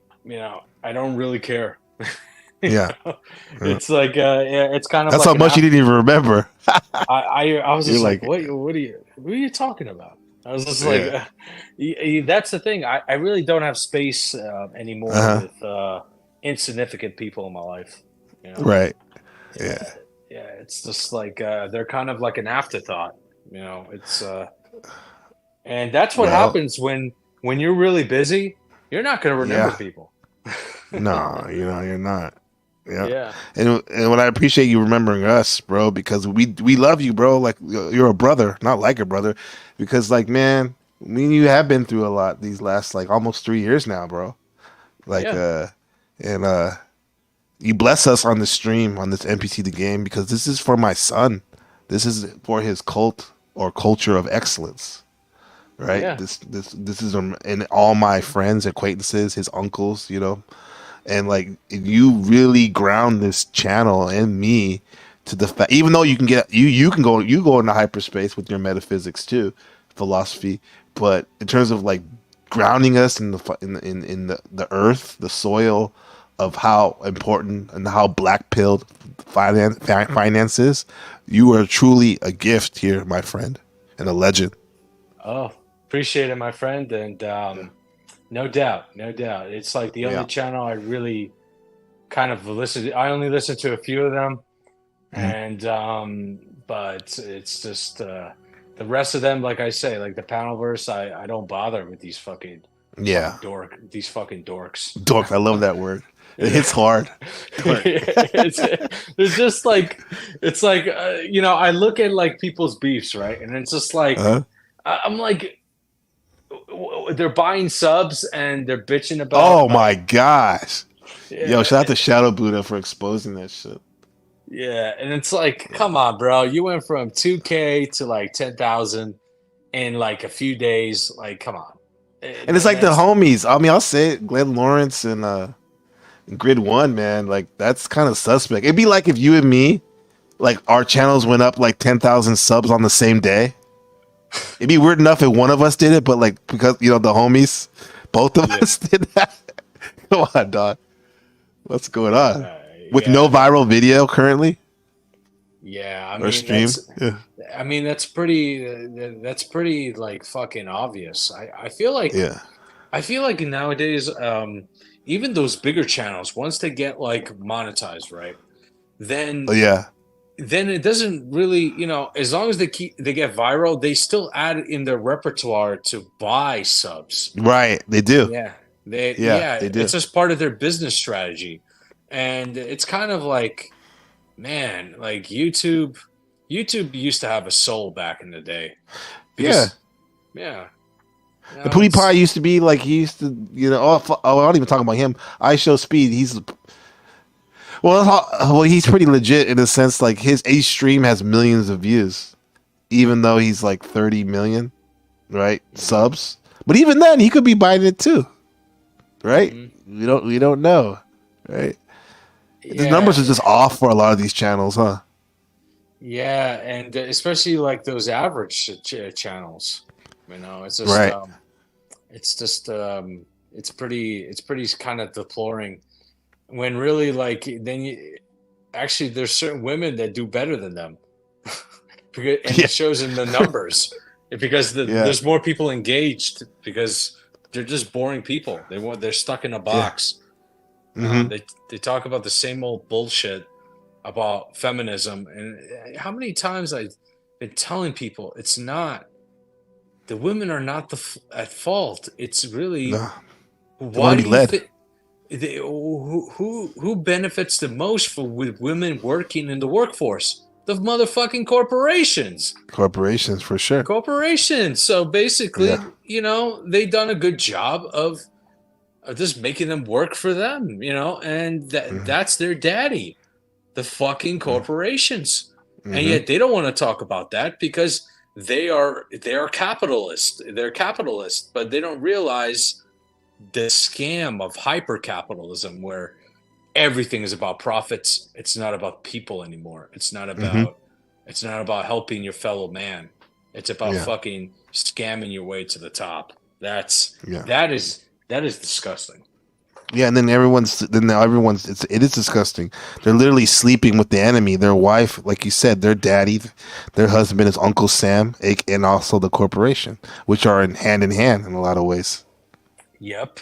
And that's why I always kind of laugh like, oh, I'm pro-capitalist, but yet I don't think they really know what that means. They don't understand that the basically the meaning now and what has happened to the world and what has happened in history. How you had this catastrophic event happened about 15, 16 years ago, and yet people kind of brush it off. They don't realize none of the perpetrators went to jail, and that's why we have these huge problems nowadays.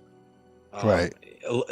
Basically, it's a lower quality of life in America, and that's where all the incels and all these manosphere people, they're blaming a specific gender, when reality is they should be really raising questions on corporations and why is Washington tying with them. It's the truth can be much more simpler, but many of them, they say, oh, we can't really do anything, and that's where it's like, yes, you could do something, don't participate, don't participate in stupidity, don't believe in blaming the opposite sex, and fix your own problems, Right. It's like they should use their own tenets of sustaining a relationship with a woman and use it as a metaphor for sustaining a positive, successful life. They say, red pill, they say, at least start with don't be unattractive. Right. So at least the metaphor could be, at least don't be a lump, unsuccessful, a loser, degenerate, or rotter, as you said, right? Don't do that, all right? Even if you're attractive or successful, at least you're rotter from there. But they can't even do that, and they can't even move on to self-improvement and becoming a successful person that contributes to themselves as well as their community and their family. It becomes back to comfort. They rather just sit in their fucking chair and eat nachos. And be a coomer. Be a coomer. Or they say now gooner. A gooner or a hagger. Or a fucking hagger. Oh, hag maxing? You're talking about? Hag masking. Oh, you're talking about the women, the hagger. Oh, shit. Oh, shit. Yeah. I mean, damn. Because I didn't realize, once I started back into really intense gym training and just cardio walking, man, it's like I can never go back. It's impossible. Yeah. The fire. I'm proud of you for hitting it up and being committing to it and getting results. Yeah. Yeah. And it's probably it's probably the most rewarding thing you could do fitness wise is really, that's adversity right there. How do you handle when you're hungry? How do you handle when you ate too many calories one day, because of you let in your sloth creep in? Do you respond the next day and say fuck it, or you go okay, it's just one day, no big deal, Yeah. You address it and act accordingly. Right. Keep it moving. And realize it's just like one of those bumps of chaos. Chaos is going to try to come, trying to tempt you, but as long as the temptation doesn't kill you, you can keep going. Yeah. Right. As the evil ones say, making order out of chaos. Yes. Making order out of chaos. Our good old dear friend who's apparently just gone. Shit. Shit. Man. I don't even Shout out to Kmart in the closing. Kmart is gone. It's gone. It's gone. I mean, it's just like, I used to get good burritos from there, dude, at their snack bar back in the day. Yeah. I used to love. I never noticed the people that served me though. I'm asking it's like a kiosk, it's like nobody cares, it's like a kiosk machine. It's like, okay, yeah, automated AI before it even was a thing. Yeah, it's like you don't talk to these people, you don't care about them. Yeah, it's just lost in the weapons of mass instruction. Yeah. So are you So you're gonna keep plugging ahead on your channel?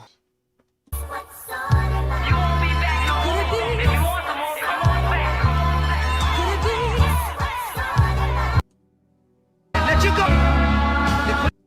What's the deal, Playboy? Here we go. Do I have a witness? In the court. But we do have. Just some dead white.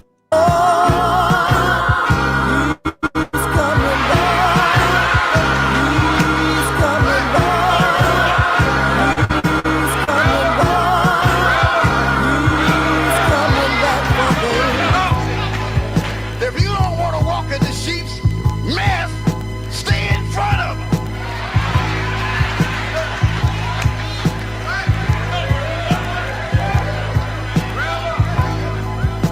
Just a little while.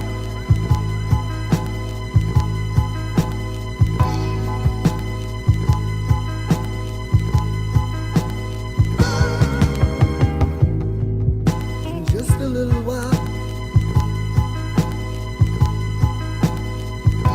Catch the gloss on the link.